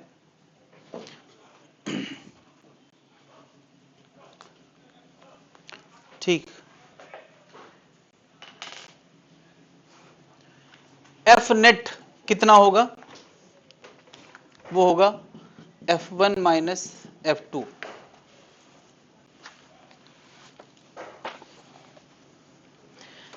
F1 कितना? I, इसका लेंथ L, B कितना? Mu not I1 upon 2 pi D। अच्छा, F2 कितना? I L B कितना? 2 पाई D प्लस L। बस इसी बात का अंतर था। कॉमन ले लेते हैं यार, I1 I2 L 2 पाई, इतना कॉमन आ रहा है, 1 by D minus 1 upon D plus L. इसको सॉल्व कर लेंगे तो आंसर आ जाएगा।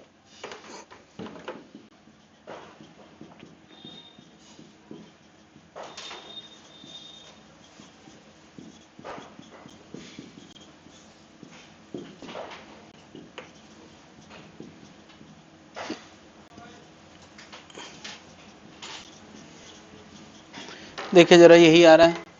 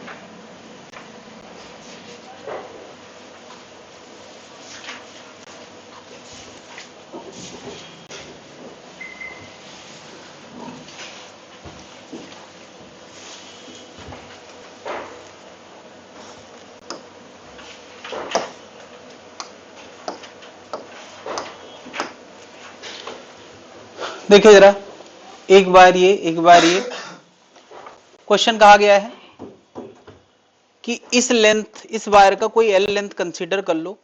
इस वायर का force on L length of wire 2 के एल लेंथ पे लगने वाला फोर्स बताना है ना। इस पर, तो इस पर फोर्स लगेगा तो किसकी मैग्नेटिक फील्ड की वजह से लगेगा? यानी ये सिस्टम है जिसने मैग्नेटिक फील्ड दी है, और ये उसके इन्फ्लुएंस में फोर्स महसूस करेगा, वही फोर्स पूछा है। ठीक है, बता पाएंगे? फिर कहा गया है इसके इन्फ्लुएंस में इस पे लगने वाला फोर्स बताओ। तो अब ये सिस्टम है और यहां वो मैग्नेटिक फील्ड देगा, उस पर लगने वाला फोर्स बताना है एल लेंथ पे। करते जाएं क्योंकि ये सब चीजें अब तुम्हारी आदत में आ जाना चाहिए। पिछले क्वेश्चन से आसान क्वेश्चन है ये। 2 पर लगने वाला 1 की वजह से, 1 पर लगने वाला 2 की वजह से। ठीक है, ठीक है। तो बताओ यार, 2 पर लगने वाला फोर्स होगा I L B sine theta. Theta की जगह क्या भाई, मैग्नेटिक फील्ड अंदर है तो 90, और बी की जगह क्या, कन्विंस्ड? कोई दिक्कत है?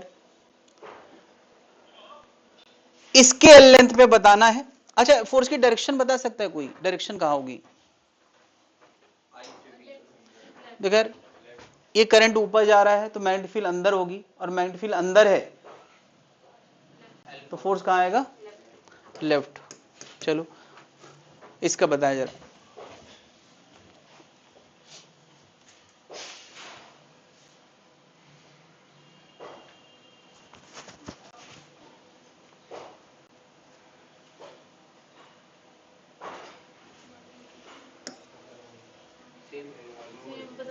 कितना आ रहा है? आई 1 एल बी साइन, क्या मैग्नेटिक फील्ड बाहर होगी और करंट प्लेन में है, और बी की जगह mu not I 2 by 2 pi D. क्या इतनी बात दिख रही है सबको? अच्छा, डायरेक्शन कहाँ है? करंट ऊपर है, मैग्नेटिक फील्ड बाहर है, तो फोर्स कहाँ आएगा? राइट। ये आना ही था, वरना न्यूटन का लॉ फेल हो जाता। ये कैसा आना है? राइट, है ना? ये एक्शन रिएक्शन पेयर है। अच्छा, मैं यहां पर एल लेंथ पे इंटरेस्ट दिखाया हूं, बट एल लेंथ के बजाय हमें यहां पर जो फेमस चीज है वो है फोर्स पर यूनिट लेंथ। तुम देखोगे यार कि इस पर लगने वाला और इस पर लगने वाला फोर्स सेम ही आया है। यानी अगर दो बराबर वायर रखे हैं, खैर उसकी चर्चा ना ही करें, इनफाइनाइट लार्ज वायर है तो लेंथ के बारे में कोई बात हम नहीं कर सकते। इसीलिए हम क्या पूछ रहे हैं? फोर्स पर यूनिट लेंथ क्या होगा। तो यार ये फोर्स का आंसर है, ये न्यूटन में आएगा, लेकिन हम इंटरेस्टेड हैं किसमें? फोर्स पर यूनिट लेंथ पे, यानी F बाई एल पे। और अब ये जो हम पूछ रहे हैं इसकी यूनिट होगी न्यूटन पर मीटर, और आंसर क्या आएगा? चाहे इससे देख लो चाहे इससे देख लो, mu not I1 I2 upon 2 pi D. ये बड़ा फेमस फॉर्मूला है। ये फॉर्मूला सीधे सीधे पूछा जा सकता है, फोर्स पर यूनिट लेंथ। और ये फेमस क्यों है? पता है ये फेमस क्यों है? क्योंकि जो करंट की डेफिनेशन है ना, वो इस फॉर्मूले से एक्सप्लेन होती है, इसी से बनी है। करंट की डेफिनेशन पता है क्या है? कि अगर दो वायर 1 मीटर के फासले पे रखे हैं और उन पे लगने वाला फोर्स पर यूनिट लेंथ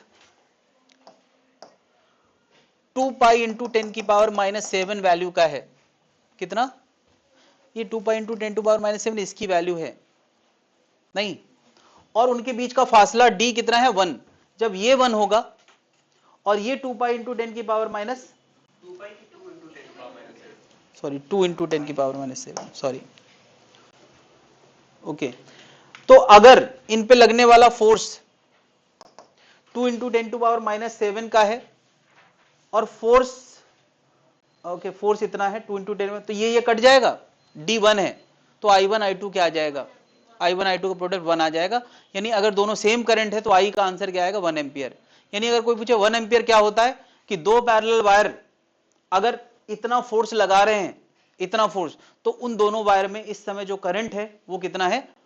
1 एम्पियर। फासला 1 मीटर होना चाहिए।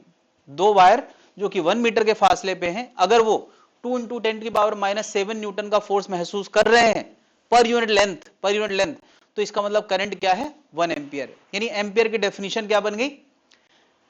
इफ फोर्स पर यूनिट लेंथ लिख सकते हैं, ये एक्चुअली में मेंशन किया है सिलेबस में साफ साफ कि पैरेलल वायर से एम्पियर्स की डेफिनेशन को समझना, कुछ ऐसा लिखा हुआ है उसमें।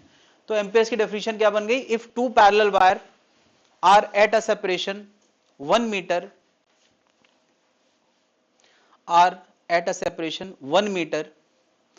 and a force per unit length 2 into 10 to power minus 7 Newton, a force per unit length 2 into 10 to power minus 7 Newton is acting between them, the current will be 1 ampere. The current in the wires will be 1 ampere. यानी 1 ampere का जब current होगा तभी इतना force लगेगा 1 metre के separation पे, ठीक है। तो उसको 1 एम्पियर असाइन कर दिया गया। पहली बार किसी को 1 बोलने के लिए किसी को तो 1 बोलना पड़ेगा, तो उन्होंने कहा इस सिचुएशन में जो करंट होता है उसको 1 बोलेंगे, तो उससे को रेफरेंस मिल गया। अब किसको 2 बोलना है वो समझ गए, किसको 3 बोलना है वो समझ गए। क्या बात समझ में आ गई है ना। अच्छा, मैंने ये दिखाया है कि इसको लगने वाला लेफ्ट था तो ये पक्का हो गया था कि इसको लगने वाला राइट होगा, क्योंकि ये म्यूचुअल फोर्स होता है। तो अगर करंट सेम डायरेक्शन में थे तो फोर्स जो आया है वो एक दूसरे की तरफ आया है, और जब एक दूसरे की तरफ आया है तो हम क्या कहेंगे, ये कैसा फोर्स है, अट्रैक्टिव। ये पेयर ऑफ फोर्स कैसा है, अट्रैक्टिव। और अगर करंट अपोजिट डायरेक्शन में होगा तो फोर्स कैसा आएगा, रिपल्सिव। तो ये रूल भी बना सकते हैं या समझ भी सकते हैं। अच्छा मुझे बताओ, इसका करंट नीचे है तो कैसी मैग्नेटिक फील्ड देगा, ऐसी। इसका करंट ऊपर है, कैसी मैग्नेटिक फील्ड देगा, ऐसी। अब मुझे बताओ, करंट ऊपर मैग्नेटिक फील्ड अंदर, फोर्स कहां आएगा, लेफ्ट। करंट नीचे मैग्नेटिक फील्ड अंदर, फोर्स कहां आएगा, राइट। वो है कि नहीं है। एक्सप्लेनेशन ना भी हो तो अब ये रूल क्या समझ सकते हैं, सेम डायरेक्शन में करंट तो यार सेम डायरेक्शन करंट है तो हमें क्या मिल रहा है, अट्रैक्शन। और ऑपोजिट डायरेक्शन करंट है तो क्या मिल रहा है, रिपल्शन। ये हमें रूल हमें समझ में भी आना चाहिए और याद भी रहे तो अच्छा है।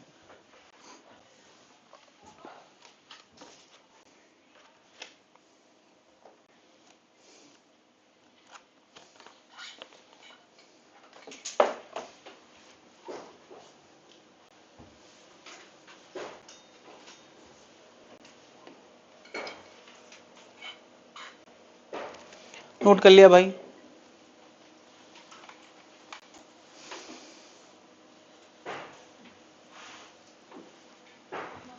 हटा दे।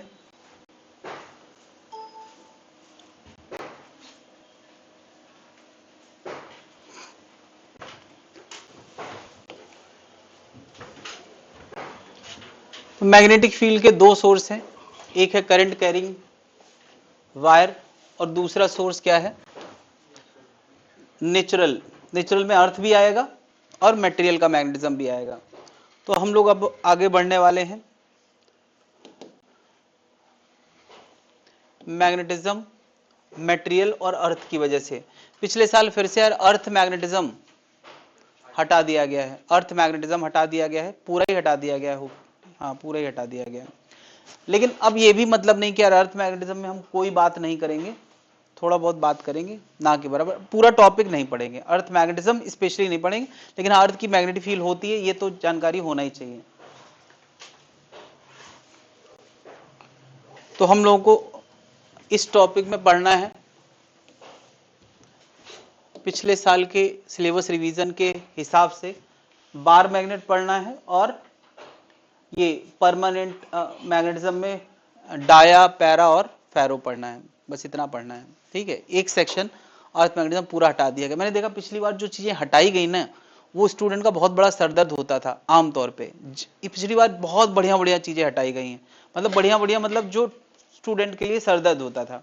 जैसे एक टॉपिक आता है वो रिजोल्यूशन पावर, बस उसका फॉर्मूला ही होता है हमारे पास, थॉट को लेके कुछ नहीं होता है, और वो थॉट क्रिएट करना भी बड़ा मुश्किल काम होता है, तो वो हटा दिया गया है। और मतलब सब ऐसी चीजें हटाई गई जो एक्चुअली नहीं होना चाहिए था इस स्टेज में। बहुत बढ़िया हुआ है पिछली बार, ये चीज बढ़िया हुई है, बाकी जो हुआ तो हुआ ही है। इस बार सुना है 2 बार टेस्ट हो रहा है, अभी तक कुछ अभी कोई अपडेट नहीं, लेकिन ये खबर है कि 2 बार एग्जाम होगा। वो तो कुछ कमेटी बनाई गई थी, इन लोग ने अपने कुछ ओपिनियन रिव्यू दिए, मतलब वो कमेटी क्या, वो सुप्रीम कोर्ट के अंडर पे कोई कमेटी बनी थी, उन्होंने अपने सजेशन दिए हैं। हाँ अब सजेशन नीट कितना मानता है? सर तो सजेशन में तो उन्होंने एज लिमिट का भी बोला है, अटेम्प्ट लिमिट का भी हाँ बोला है। हाँ हाँ, वो शायद इस साल से नहीं होगा जो अटेम्प्ट लिमिट अगले साल से हो सकता है हो जाए, इस साल तो नहीं होगा क्योंकि अभी बिना इंफॉर्मेशन के, हाँ जो लोग प्रिपरेशन कर रहे हैं उनके साथ धोखा हो जाएगा, लेकिन अगले साल से हो सकता है कि 3 या 4 अटेम्प्ट हो जाएं। और ये जब जब होता है तो कोचिंग वालों को फिर से बहुत नुकसान होता है, और स्पेशली नॉन ब्रांडेड कोचिंग वालों को तो ऑलरेडी नुकसान में सब कुछ चल रहा है, अभी और कितना नुकसान होगा, मैं तो यही सोच रहा हूँ।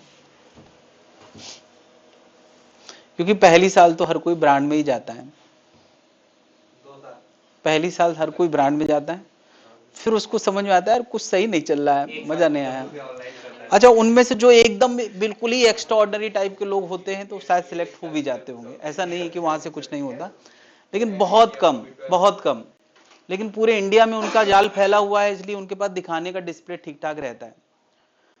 फिर जब लोगों को लगता है यार कि हाँ कुछ बढ़िया, बस एक ही सब्जेक्ट बढ़िया है या 2 ही सब्जेक्ट बढ़िया है ज्यादा से ज्यादा, ऐसा कभी कभी, तो फिर सोचते कि यार चलो कहीं और पता करते हैं, तब पता चलता है अच्छा इंडिविजुअल कोचिंग भी कोई चीज होती है। पहले ये नहीं पता कि ऐसा होता है, लोगों को यही नहीं पता कि ये भी होता है, जबकि पहले यही हुआ करता था। अच्छा, तो उनमें से कौन, ये टीचर तो फिर दूर से देखने पे मतलब मेरी जैसी कोचिंग तो दिखती ही नहीं तो फिर कहीं से पता चलता है कि यहाँ भी ट्राई कर सकते हैं, यहाँ भी ट्राई कर सकते हैं, ऐसे फिर ढूंढते ढांढते लोग आ जाते हैं, पता ही करके आते। पहले से तो किसी को नहीं पता रहता होगा, पता रहता है, मतलब ज्वाइन करने के 1 महीना पहले कितनों को पता था कि ये एक कोचिंग है, ज्वाइन करने के 1 महीना पहले ही। मैं हॉस्टल जाता था, देखता रहता। हाँ वो तो जगह मैंने ठीक ली है, निकलने वालों को दिखता रहता है। बच्चे रहते हैं। आगे की नजर बच्चे रहती है। हाँ ये तो है, बाकी किसी को नहीं पता था ना, नहीं सर, जब बस मैं कहीं से last डायरेक्शन year- मिला तो। मुझे लास्ट ईयर पता था, क्योंकि यहाँ बुक लेने आए थे तो उन्होंने बोला था मुझे संकल्प यहाँ का की पता टीचर था। के लिए कि यहाँ अच्छा पढ़ाते हैं, लेकिन उस टाइम आकाश में संकल्प वाला पता था, मेरे पापा के फ्रेंड है, हम्म, उनसे पता तब भी चला। आकाश में पढ़े। पहले पता चला होगा तो फिर ले होगे नहीं ब्रांड करेंगे, फिर ये हुआ कि अच्छा 1 साल 1 बच्चे पे आगे नहीं बर्बाद करना होगा। पहली बार वाला पैसा तो ब्रांड के पास ही जाता है, डिस्काउंट मिला होगा। Scholarship, 188 scholarship is a scam, 3,60,000 fees और अंदर से पता है 50% क्लास स्कॉलरशिप लेके बैठी होती है, और सबको प्राउड महसूस कराते हैं, सबको सबको लगता है कि मेरे अंदर कुछ खास है। सर बिना कुछ करे हाँ हाँ, अलग अलग यही बताएं कि आपके लिए स्कॉलरशिप है, तो उसको लगता है यार मैं कुछ खास हूँ, मेरा तो होना ही होना है फिर बाद में पता चलता है कि आधे एग्जाम होता है तो उसको ऐसे बोलते हैं ट्यूशन फीस पे नहीं होता ये हाँ, पेपर, सर ये अलग बता से होता है। जो हाँ हाँ, जैसे 100% वालों को भी, जिसका आ जाता है उसको लास्ट में बोलते हैं ट्यूशन फीस पे नहीं होता है। हाँ, वो पता चलता है कर लेंगे उसके बाद डिस्काउंट देंगे। मुझे 12th के बाद से हुआ। हाँ, एक 20 हटा के 1 20 हटा के उसके बाद देते हैं। हाँ फिर लेकिन पेरेंट्स लास्ट लास्ट तक किसी को बताएगा तो यही बताएगा कि मेरे बच्चे को 100% स्कॉलरशिप मिला था, क्योंकि ये बताने बड़ा अच्छा लगता है ना, मेरे बेटे को 100% स्कॉलरशिप मिला था। अब ये चीज प्रोपोगेट होती है बहुत तेजी से, तो सबको लगता है शायद मिलता ही होगा 100%। अब कोई क्यों बताएगा कि 100% मिलने के बाद भी हम 70,000 दे के बैठे हैं, ये है। तो खैर कोई बात नहीं मुझसे काउंसलर ने बोला ये सब कुछ नहीं होता, ये फालतू का होता है, मैं तुम्हें ऐसे ही डिस्काउंट दे रहा हूँ, कर लो। मुझे 188 बताया, मैं जानते ही नहीं था, सीधा पे किया। आकाश वाले तो और जब मार्केटिंग आया वाले तो आते 1 हैं, लाख 20,000 कहते हैं आपको देखिए टेस्ट देना पड़ता है, वो टेस्ट हम दे देंगे वो खुद ही टेस्ट दे देंगे वो कहेंगे कि ओटीपी बताइए, टेस्ट पेपर हम दे रहे हैं अभी आपका ये होता है सर। आपके पास लास्ट टाइम दानिश पढ़ता था ना, उसका मैंने ऐसे ही कराया था, उसका 1,20,000 में हो गया था। काउंसलर ही उसका टेस्ट दे दी, 100% स्कॉलरशिप आ गई। अरे दुनिया को क्या समझाएं, मेरा भांजा आया था वो पहले आकाश ही ज्वाइन किया, लेकिन ये था कि घर का मामला, तो उन्होंने कहा फिजिक्स यहाँ भी आता रहेगा, तो मैंने कहा ठीक है आता रहेगा, तो ना वो वहां कुछ करा ना यहाँ कुछ करा खैर अभी वो फिटनेस पे ध्यान दे रहा है, क्योंकि फिटनेस इशू उसके साथ था। तो ये है थोड़ा सा भी, किसको, अपने लोगों को तो बिल्कुल कन्विंस नहीं, मैं कहता ही नहीं हूं कि मेरे यहाँ ज्वाइन करो, अपने लोगों से तो मैं कहता हूं जहां मन करे वहां ज्वाइन करो, क्योंकि कैरियर का मामला है, कुछ गड़बड़ होता है तो ये होगा कि देखो यार इतनी अच्छी जगह तुम्हारे यहाँ भेजा था तब भी कुछ नहीं हुआ, इतने कम चांसेस रहते हैं, उसमें भी अगर बच्चा मेहनत नहीं कर रहा है तो टीचर के हाथ में बहुत कुछ होता नहीं है, टीचर के हाथ में बस यही होता है कि सही रास्ता सही गाइडेंस दे दे, थोड़ा मोटिवेट कर दे, बस इतना हाथ में होता है। अगर बच्चा नहीं पढ़ेगा तो सिलेक्शन नहीं हो सकता। ये बात तुम लोग को अब तक समझ में आ गई होगी कि तुम लोग मेरे भरोसे बैठे हो।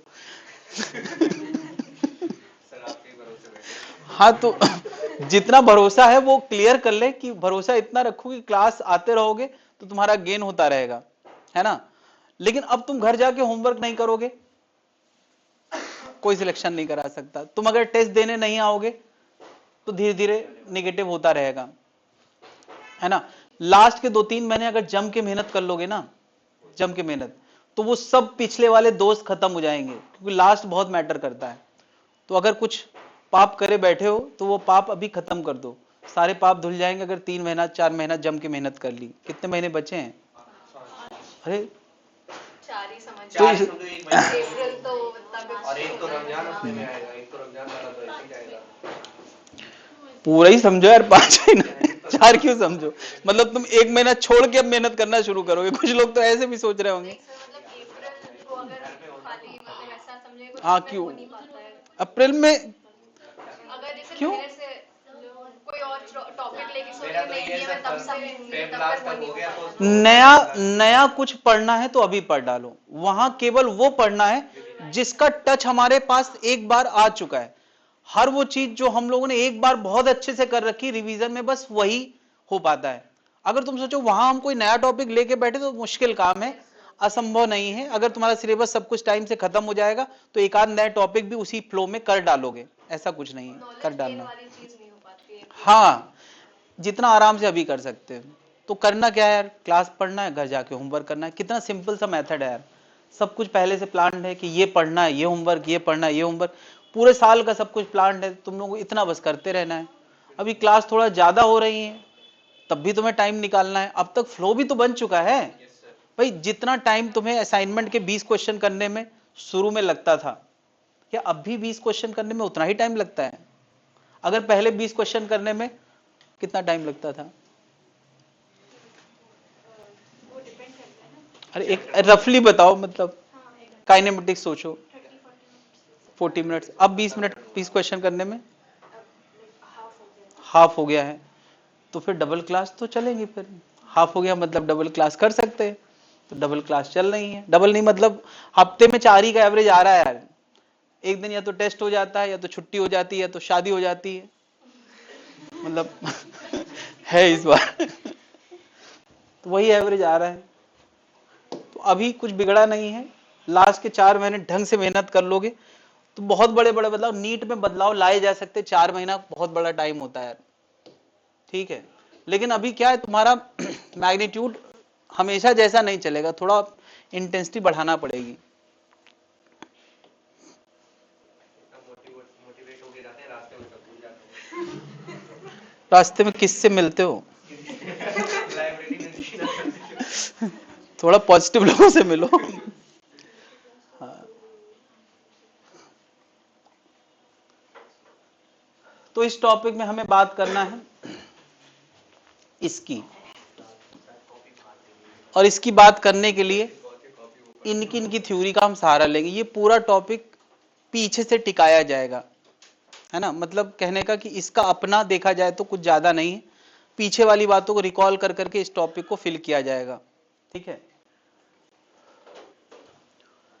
तो एक बार मैग्नेट हम लोगों ने लैब में देखा होगा, वो नीले लाल रंग का एक छोटा सा मिलता है, वही है बार मैग्नेट। तो बार मैग्नेट की क्या प्रॉपर्टीज हैं, हमने कुछ ना कुछ कभी देखा होगा। बार मैग्नेट उनके नॉर्थ पास लाओ तो रिपेल करते हैं, साउथ साउथ पास लाओ तो रिपेल करते हैं, नॉर्थ साउथ पास लाओ तो चिपकते हैं, ऐसा कुछ। हाँ, उसके टुकड़े कर दो तो क्या टुकड़े के बाद भी वो मैग्नेट बना रहता है ना। हालांकि यानी नया नॉर्थ साउथ क्रिएट हो जाता है, हालांकि ये नया मैग्नेट पहले से वीक होगा, यानी इसके मुकाबले ये आधी इंटेंसिटी का हो जाएगा। 4 टुकड़े कर दो तो फिर से नया नॉर्थ साउथ, नया नॉर्थ साउथ, नया नॉर्थ साउथ क्रिएट हो जाएगा, लेकिन वो मैग्नेट बना रहेगा। ये कुछ बातें हम लोगों ने पहले से देख रखी है, ठीक है। लेकिन क्या पहले के मुकाबले से इसका इन्फ्लुएंस आधा हो गया है, यहां 1/4 हो जाएगा। अब इन्फ्लुएंस को किससे डिनोट करना है वो पैरामीटर अभी इन्वॉल्व होगा। तो मैग्नेट के लिए इन्फ्लुएंस को डिनोट करने वाला पैरामीटर अभी फिलहाल क्या है, कैपिटल एम उसका सिंबल है, उसको बोलते हैं क्या, magnetic dipole moment of bar magnet. Magnetic dipole moment, पहली बार डाइपोल मोमेंट वर्ड किसके लिए आया था, इलेक्ट्रिक डाइपोल मोमेंट के लिए। प्लस माइनस का पेयर पी से डिनोट करते थे, है ना, उसका अपना पर्सनल फॉर्मूला Q × L होता था। यहां पर बार मैग्नेट का इन्फ्लुएंस दिखाने के लिए हमने टर्म क्या रखा है, वहां उस डाइपोल का इन्फ्लुएंस बताने के लिए P था, बार मैग्नेट का इन्फ्लुएंस दिखाने के लिए कैपिटल M है, जिसको हम बोले मैग्नेटिक डाइपोल मोमेंट। ये डाइपोल मोमेंट नाम वहीं से इंस्पायर्ड है, कहां से, इलेक्ट्रो से। और मैग्नेटिक क्यों है, क्योंकि यार वो इलेक्ट्रिक फील्ड देता था, ये मैग्नेटिक फील्ड देता है ना। तो कैपिटल एम सिंबल यूज करेंगे, कहीं कहीं ये सिंबल म्यू ही यूज होता है, लेकिन म्यू मैं वायर के लिए, कॉइल के लिए दे चुका हूं, तो इसके लिए हम क्या यूज करने वाले हैं, कैपिटल एम, है ना। ये सब अलग अलग जगह पे, अलग अलग किताबों में अलग अलग चलता है। खैर, तो एक बार मैग्नेट का फॉर्मूला और एक कॉइल का फॉर्मूला, ये वाला याद है, हम लोगों ने फॉर्मूला पिछली क्लास में निकाला था, अरे निकाला नहीं था, NIA को म्यू लिख दिया है। ये x² नहीं होता था, x³ होता था। देखो जरा, अभी पिछली क्लास में मैंने क्या, x very very greater than capital R के लिए एक्सियल पोजीशन में B का फॉर्मूला पढ़ा था यार। तो यार एक कॉइल की एक्सियल पोजीशन में B का फॉर्मूला, ये हमने पढ़ा है। इसकी बात अचानक से कहां आ गई, मैं तो बार मैग्नेट की बात कर रहा था। तो यार ऐसा देखा जाता है कि अगर मैं यहां से यहां मैग्नेटिक फील्ड का वेरिएशन इसका देखूं या बार मैग्नेट का देखूं, तो जिस अंदाज में इसकी मैग्नेटिक फील्ड वेरी करती है, उसी अंदाज में इसकी भी मैग्नेटिक फील्ड वेरी करती है। और जब उसी अंदाज में वेरी करती है, तो इसका फॉर्मूला भी क्या बताओ, इसकी सेंटर से x दूरी पे b, क्या बताओ, x की पावर 3 के इनवर्सली प्रोपोर्शनल होता होगा कि नहीं। अच्छा, ये दोनों एनालॉगस हैं या सेम है,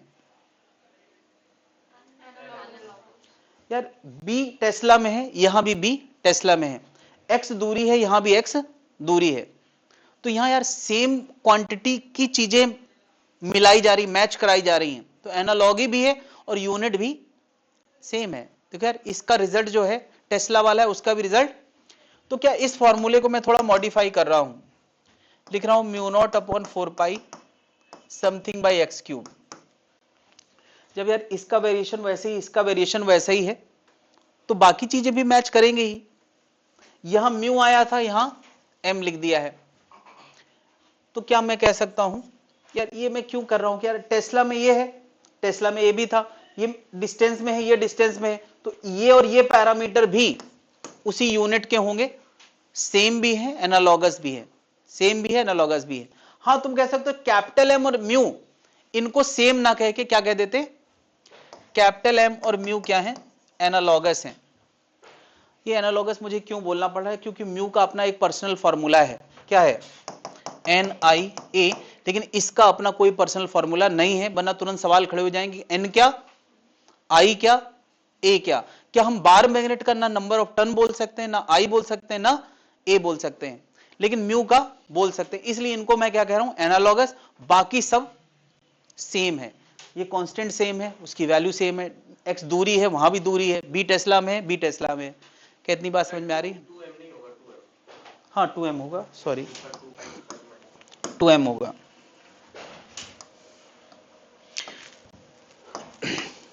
तो देखा जाए यार, ये फॉर्मूला डेरिवेशन से आया था, ये हमने सीधे असाइन कर दिया है। क्यों असाइन कर दिया है, क्योंकि उसका मैग्नेटिक फील्ड वेरिएशन और इसका मैग्नेटिक फील्ड वेरिएशन सेम था, तो हमने जबरदस्ती थोप दिया है कि ये फॉर्मूला इस पे काम करेगा ही। और ये जबरदस्ती में एक नाम डिफाइन किया है, जिसका नाम क्या है, इसको क्या बोलते हैं, magnetic dipole moment, magnetic capital M है मैग्नेटिक डाइपोल मोमेंट। अब देखो यार, जब मैग्नेट आधा होगा तो इसका मैग्नेटिक डाइपोल मोमेंट भी आधा हो जाएगा, क्वार्टर होगा तो इसका मैग्नेटिक डाइपोल मोमेंट भी, यही उसके इन्फ्लुएंस को डिनोट करता है।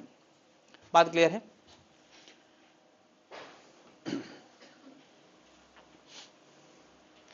इसका डेरिवेशन था, इसका कोई डेरिवेशन नहीं, ये सीधे वहां से कॉपी पेस्ट किया है। जिसने भी किया है सीधे कॉपी पेस्ट किया है। मतलब मैं ये नहीं कह रहा हूं कि यार कि हम लोग ऐसे समझें, बिल्कुल नहीं, जिसने भी किया है कॉपी पेस्ट ही किया है इसको लेके, क्योंकि वेरिएशन देखा एक जैसा था, क्वांटिटी एक जैसी है, तो सब कुछ एक जैसा आना ही आना था। अब जैसे बताओ, हम लोगों ने इलेक्ट्रिक डाइपोल पढ़ा था, एक प्लस और एक माइनस, ठीक है।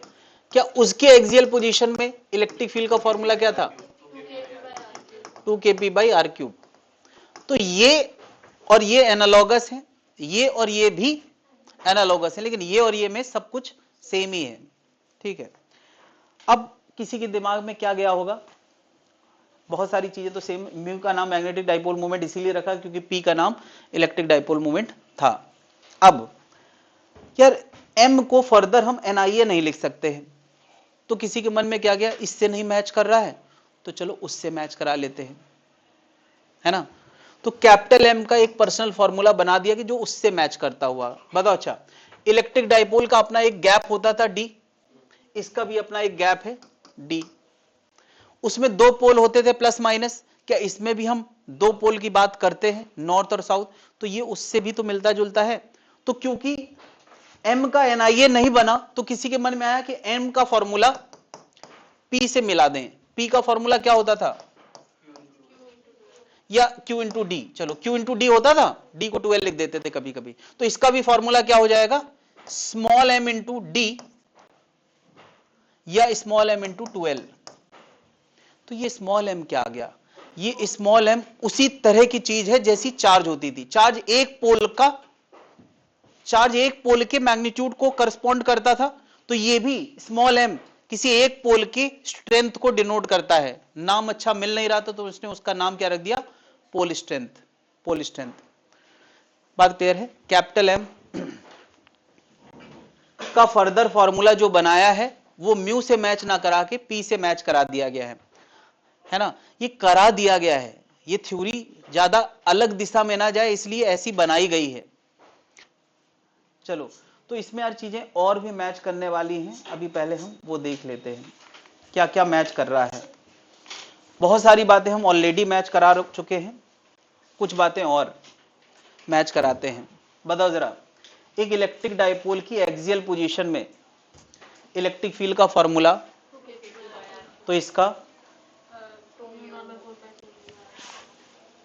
एक्सियल, इसका नहीं। मुझे बताओ, क्या इसका इक्वेटोरियल नहीं बनाया जा सकता? बताओ, इलेक्ट्रिक का इक्वेटोरियल फॉर्मूला क्या होता था, kp/r³। तो इसका क्या होगा, इक्वेटोरियल, इक्वेटोरियल मतलब इधर कहीं, इधर कहीं। बताओ क्या होगा, नहीं, क्या इसका इक्वेटोरियल क्या होगा, हाँ m/x³। बिल्कुल, सब कुछ अब मैच कर ही रहा है तो ये भी मैच करेगा, कर सकते हैं। मुझे बताओ, अगर ऐसा कोई इलेक्ट्रिक डाइपोल थीटा एंगल पे इलेक्ट्रिक फील्ड के साथ रख दिया जाता था, उसका टॉर्क और उसका पोटेंशियल जी ऐसा होता था, क्या इस कॉइल को जब हमने रखा था तो इसका टॉर्क और इसकी पोटेंशियल जी यही पड़ी है कि नहीं? तो इसका भी बना ही दो, इसका क्या बनेगा। और सबसे बड़ी बात, सब कुछ ऐसा ही फॉलो होता है। अगर इस कॉइल को, इस नॉर्थ साउथ को अगर तुम थीटा एंगल पे रख दोगे तो एक्चुअली उसको टॉर्क महसूस होता है और इतना ही महसूस होता है ना। इसकी पोटेंशियल जी भी इतनी ही होती है। तो क्या इसमें हम कुछ नया नहीं पढ़ रहे, बस मैच करा रहे हैं। तो जब इतना मैच कर गया है तो फोर्स वाली बातें भी क्यों ना मैच करा दें। बताओ, इलेक्ट्रोस्टैटिक में क्या फोर्स का फॉर्मूला K/Q1Q2/r² होता था? यहां तो नहीं कर सकते क्योंकि यहां दो पोल नहीं है, यहां पोल है ही नहीं। अगर मैं यहां एक नॉर्थ और एक नॉर्थ अगल बगल ला पाऊं, हालांकि एक नॉर्थ अकेला कभी मिलता नहीं है, अगर मैं ला पाऊं, या मैं नॉर्थ पे ही इंटरेस्टेड हूं कि ये आपस में कितना फोर्स लगा रहे हैं, तो बताओ इनके आपस का लगने वाला फोर्स का फॉर्मूला क्या होना चाहिए? तो यार जहां के आ रहा था μ0/4 आएगा, और Q के एनालॉगस अभी अभी क्या बना है, डाइपोल मोमेंट, तो m1 m2/r² बन जाना चाहिए। नहीं, क्या सब कुछ मैच कर रहा है? और ये एक्चुअली काम करता है, जिस तरह से डिफाइन किया ये भी एक्चुअली काम करता है। फील्ड वेरिएशन एक जैसा मिल गया इसलिए सब कुछ काम करता है। m1 m2 यहां क्या है सबको पता है, पोल स्ट्रेंथ, m को हमने नाम दिया था पोल स्ट्रेंथ। अच्छा बताओ, एक पोल यानी एक चार्ज से r दूरी पे इलेक्ट्रिक फील्ड का फॉर्मूला क्या होता था, kq/, तो बता एक पोल कहीं एग्जिस्ट करता हो, हालांकि एक पोल अकेला कभी एग्जिस्ट, लेकिन उसकी वजह से अगर कोई पूछे r दूरी पे मैग्नेटिक फील्ड का फॉर्मूला क्या होना चाहिए, m/r², m/, तो m यहां पर इसका पोल स्ट्रेंथ है, हाँ जो भी x या r जो भी लिखना हो। लेकिन क्या एक पोल कभी एग्जिस्ट करता है? यानी अगर कभी किसी को यहां पे b की बात करना हो तो एक पोल के अकेले बात नहीं करना चाहिए, दोनों की करना चाहिए, और दोनों की करेगा तो ये फॉर्मूला आ जाएगा। अरे ये दोनों के डेरिवेशन से ही तो आता है, याद है, अकेले पोल की। तो यार इसका मतलब जितना इलेक्ट्रोस्टैटिक हम पढ़ के आए हैं, अगर कोई बनाना चाहे तो एक इमेजिनरी सिचुएशन का क्वेश्चन इसके लिए नहीं बना सकता है ना भाई। रियल सिचुएशन अगर बनाएगा तो दो पोल आएंगे हमेशा, तो थोड़ा मुश्किल हो जाएगा, लेकिन इमेजिनरी सिचुएशन का क्वेश्चन तो बना ही सकता है। इसलिए ये एनालॉगी बहुत इंपॉर्टेंट है, कौन किसके एनालॉगस है ये समझना बहुत जरूरी है। क्या इतनी बात समझ में आ गई है? अच्छा मुझे बताओ, म्यू का यूनिट क्या होता था? एन का कोई यूनिट नहीं है, आई का एम्पियर और ए का मीटर स्क्वायर। नहीं, मुझे बताओ कैपिटल एम का यूनिट क्या होगा? देखो ऐसा है ना, जब ये टेस्ला ये मीटर है और ये तो सेम ही है, ये टेस्ला ये मीटर है, ये तो सेम ही है, तो बची हुई जगह की। अच्छा बताओ, जो इसका यूनिट होगा वही इसका यूनिट होगा, बाकी सब पैरामीटर तो बिल्कुल सेम है, तो इसका भी यूनिट क्या होगा, एम्पियर मीटर स्क्वायर।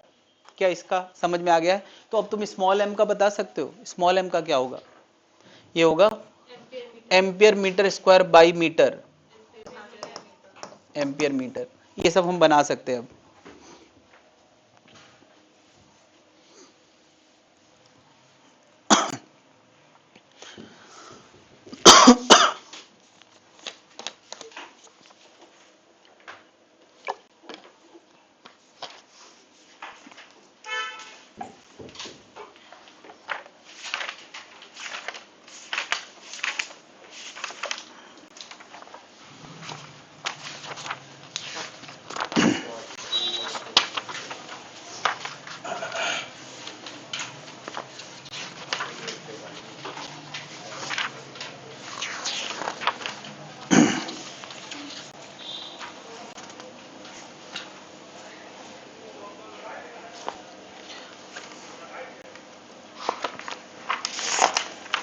पीछे थोड़ी जगह बची होगी, पीछे जगह बची है।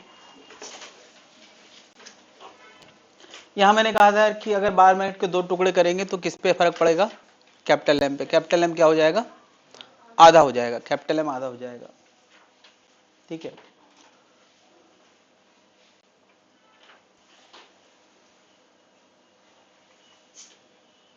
ओके, मैंने जिस तरह से कटिंग करी थी ऐसे कटिंग करी थी।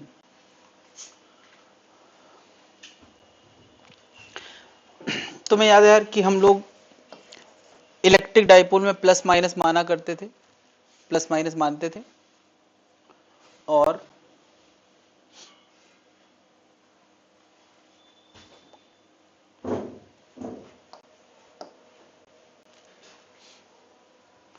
जैसे मैं अभी एक बार मैग्नेट का ऐसे टुकड़ा किया था, ऐसे टुकड़ा किया था, ऐसे और ऐसे, तो ये प्लस एम माइनस एम था, तो यहाँ plus M minus M create हो गया, यहाँ भी plus M minus M, same pole वही रहा।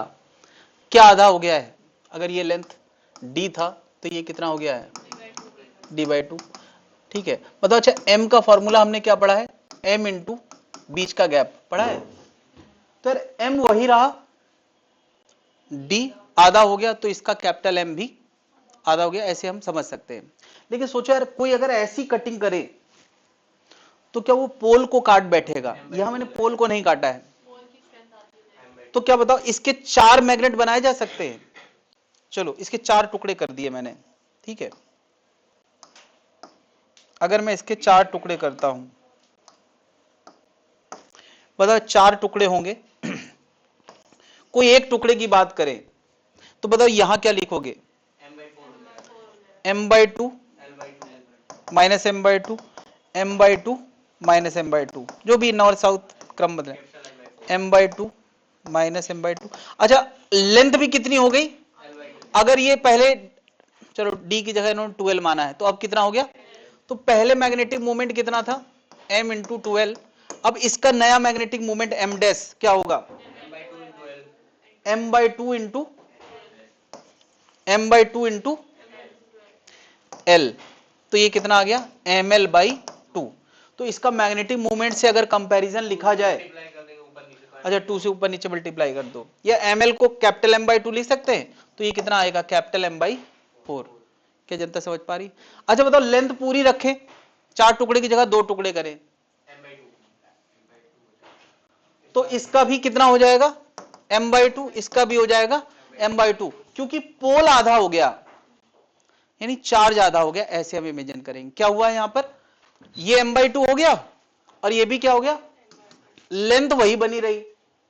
पता? अच्छा, पोल स्ट्रेंथ के फॉर्मूले में 2 चीजें हैं, दूरी और स्मॉल m, 2 चीजें हैं। तो या तो दूरी आधी हो जाए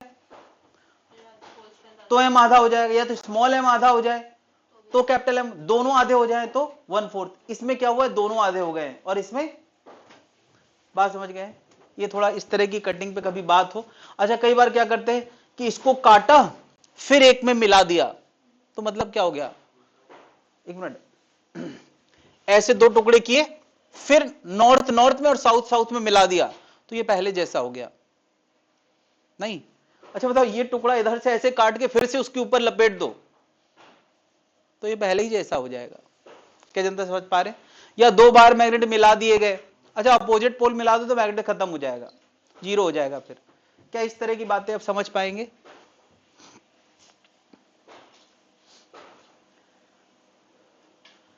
मेन बात जो मैंने बताई, इसको ध्यान रखना है। कैपिटल M क्या होता है? Capital M small m into बीच का गैप होता है। D आधा होगा तो m आधा हो जाएगा, स्मॉल m आधा होगा ऐसी कटिंग में, ऐसी कटिंग में तो m आधा हो जाएगा, दोनों आधे हो गए तो 1/4 हो जाएगा, जैसा इधर हुआ है। पूरी बातें क्लियर है यार? कोई दिक्कत है?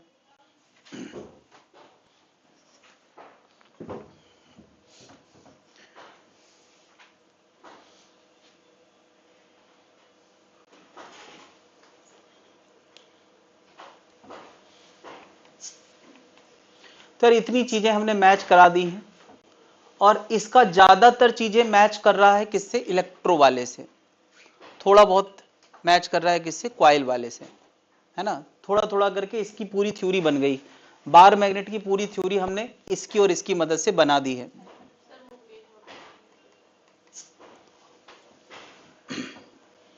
नहीं, नोट कर लो, नोट कर लो, कोई जल्दी नहीं है।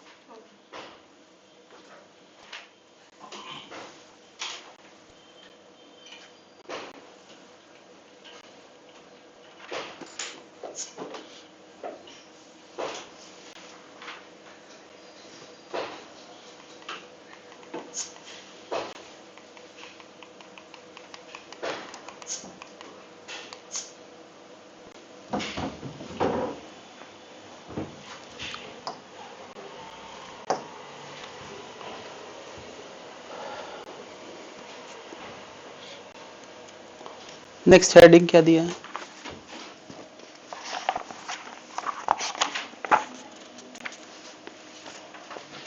ओके, सोच यार, एक बार मैग्नेट ये रखा है कैपिटल M का, और इधर -m है, इधर +m है, या इधर नॉर्थ है और इधर साउथ है, एक ही बात है।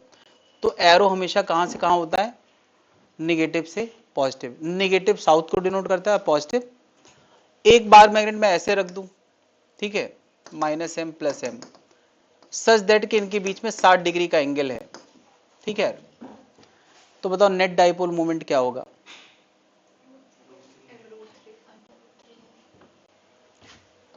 एम नेट, अरे वेक्टर क्वांटिटी है तो under root M square plus 2mm cos 60 ये इसमें काम करेगा। अब यार क्या मैंने 60 समझा दिया है तो तुम समझ गए होगे, 90 पे रखे जाएं, ठीक है, 30 पे रखे जाएं, सब कर लोगे कि नहीं? एक एग्जाम्पल इसके लिए काफी है, ठीक है। एक बार मैग्नेट कैपिटल एम वाला है ये। अच्छा कैपिटल एम गिवन है, गिवन क्या है? कैपिटल एम है, और तुम अपनी मन से थोड़ी देर के लिए प्लस एम और माइनस एम इमेजिन कर लो, ठीक है, ऐसे इमेजिन किया है, कोई दिक्कत है? मैंने इसका क्या बना दिया, मोड़ के इसको सेमी सर्कल बना दिया है ना। अच्छा सेमी सर्कल बनाने से इस ए और बी के बीच में जो डी वेक्टर था वो लेंथ कम हो गई। पहले अगर डी थी तो अब ये लेंथ डी नहीं रह गई, कितनी हो गई मैं निकाल के देता हूं, क्या बताओ, ये 2r हो गई और ये दूरी d है, तो क्या पाई r बराबर d है, तो r बराबर d बाई पाई होगा, तो ये लेंथ पता है कितनी हो गई है, 2d by pi, am I right, 2d by pi. कोई दिक्कत है?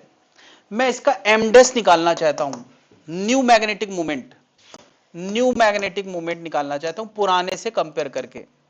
न्यू मैग्नेटिक मोमेंट क्या होगा, चलो नया एम पुराने एम से कंपेयर करके लिखना है, लिख पाएंगे क्या? मैं बताने वाला था, चलो लिखो अगर कर सकते हो। 2m/5 सही है, पता। अच्छा पुराना एम मैं स्मॉल एम और डी से रिलेट करना चाहता हूं तो क्या लिखेंगे, एम डी। क्या मैंने एम को कहीं तोड़ा काटा है क्या? एम तो वही है, गैप कितना हो गया है, 2d बाई पाई, तो 2 बाई पाई के अलावा क्या लिखा है, md, और md क्या है, पुराना m, बिल्कुल ऐसे लिख सकते हैं।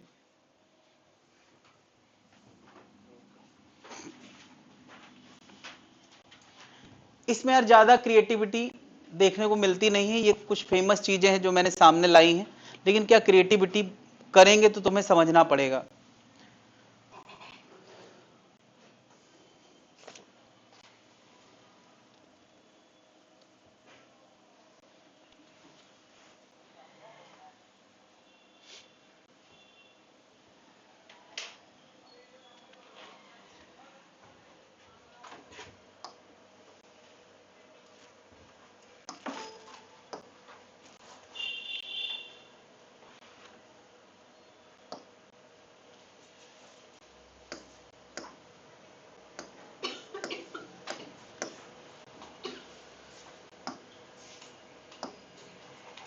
इतनी बात सबको क्लियर है भाई?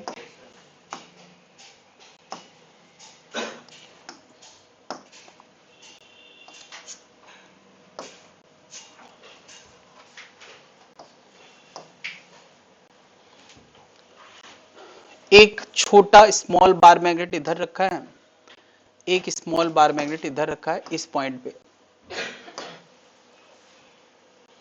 इस पॉइंट पे कोई पूछे नेट मैग्नेटिक फील्ड क्या होगी, बी नेट कितना होगा, इसका एम दिया है, एम दिया है, इसके सेंटर से ये दूरी r है, इसके सेंटर से ये दूरी r है, ओके। √2 μ0/4/2m/r r3।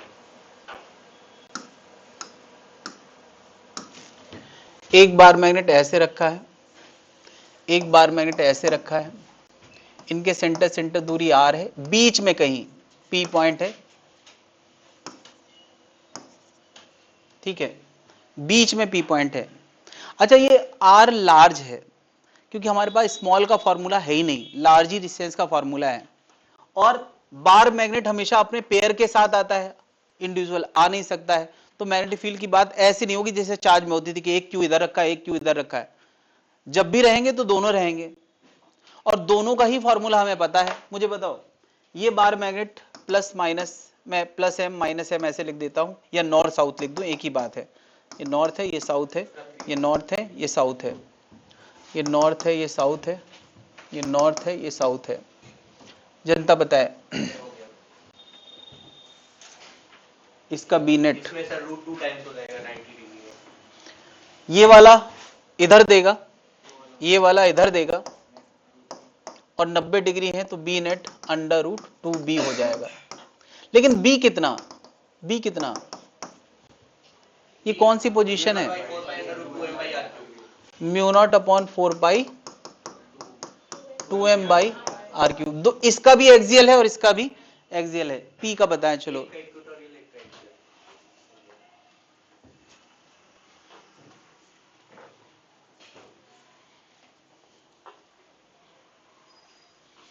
हाँ गलत है, तो माइनस कर दो, लेकिन वहां पर माइनस नहीं होता था सर।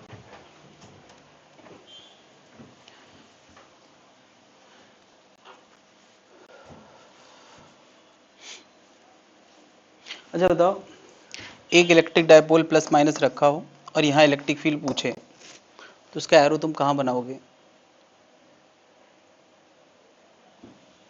इलेक्ट्रिक फील्ड का एरो कहाँ बनाओगे, मेरा क्वेश्चन है। डायपोल की तरफ। यार प्लस इधर है, माइनस इधर है, तो ऐसे बनाएंगे, कोई दिक्कत है? अच्छा मुझे बता, इधर कोई इलेक्ट्रिक फील्ड पूछे तो क्या बनाओगे? ये हो गया एक्सियल, नहीं इधर कोई पूछे तो क्या बनाओगे? देखो यार, ये प्लस रिपेल करता है, माइनस अट्रैक्ट करता है, तो नेट इधर आता है। इतना हिंट काफी, इतना हिंट काफी है।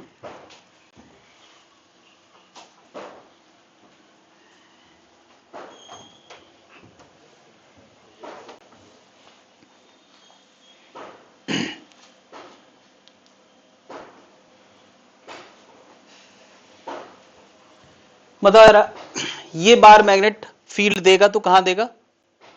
राइट, जैसे एक पॉजिटिव चार्ज नेगेटिव चार्ज का पेयर देता है। और ये देगा तो कैसे देगा? वो नीचे देगा, अपने मैग्नेट के अलोंग देता है हमेशा। याद आया? देखो इधर डाइपोल मोमेंट है तो ऐसे दिया है, याद आया यार? दोनों आपस में कितने डिग्री पे हैं? 90। अच्छा ये आएगा k into 2m by R cube. Sir इसमें आर क्यूब क्यों लेंगे सर? आर आपने पूरा डिस्टेंस दे दिया ना। चलो ठीक है, ठीक है, r बाई 2 क्यूब। और ये वाला कितना आएगा? k into M upon R by 2 cube. ठीक है, सही है। और दोनों 90 डिग्री पे हैं तो बी नेट कितना आएगा?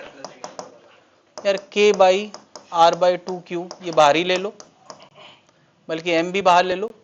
अंदर क्या आएगा? 1 का स्क्वायर 2 का स्क्वायर 1 का स्क्वायर 2 का स्क्वायर। क्या समझ गए? Under root 5।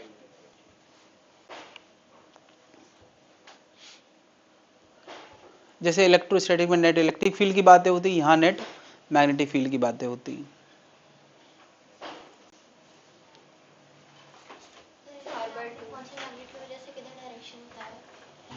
बताओ, ये प्लस माइनस हो तो इधर वाले प्लस वाले साइड अवे होता है, क्योंकि प्लस का असर ज्यादा होगा। और इधर वाले पॉइंट पे प्लस रिपेल करेगा, माइनस अट्रैक्ट करेगा, नेट बीच में आएगा।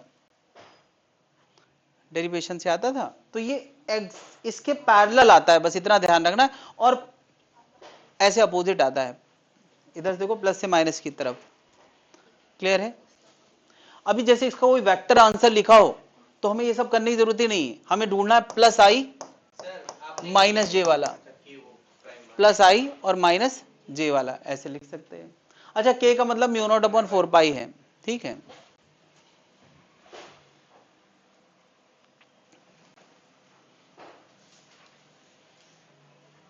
क्लियर है?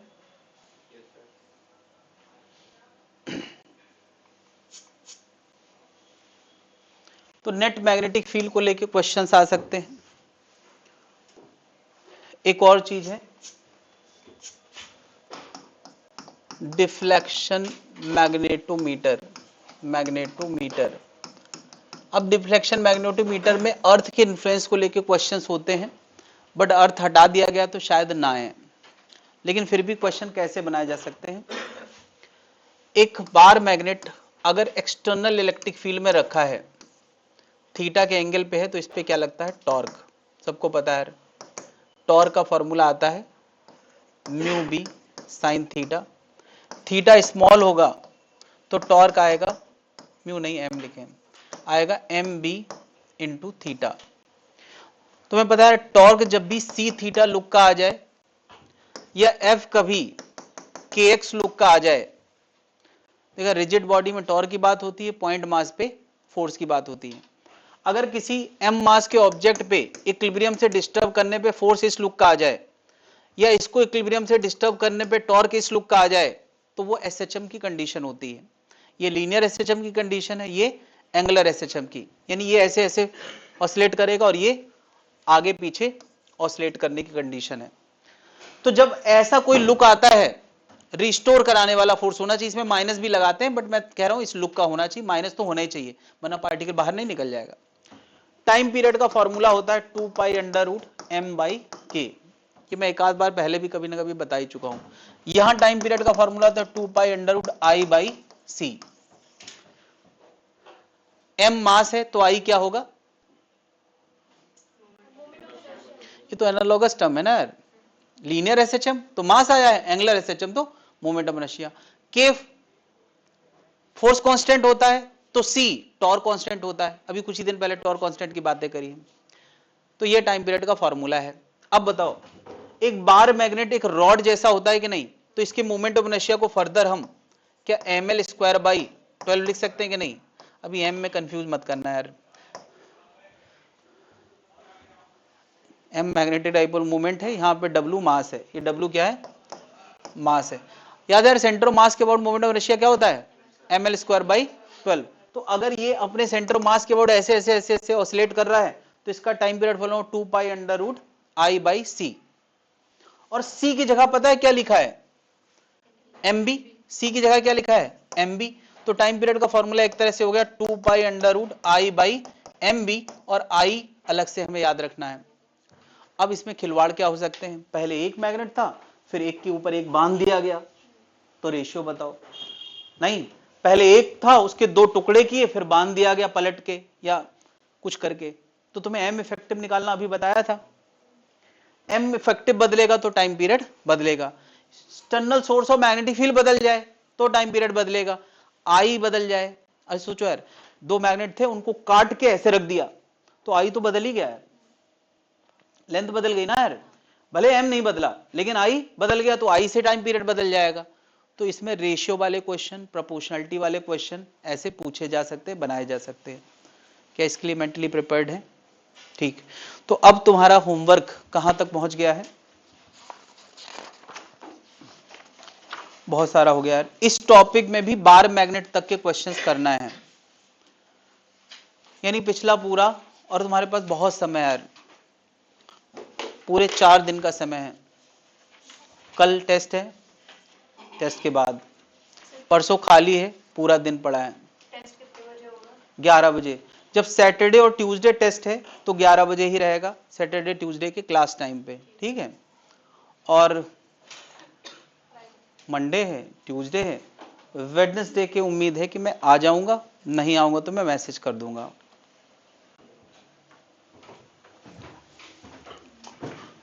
तो भैया अपने सारे बैकलॉग क्लियर कर लो, प्लेलिस्ट में जाके जो वीडियो मिस हो गए हैं वो वीडियो देख लें, नए तो पता नहीं रिकॉर्ड हुआ है आज कि नहीं।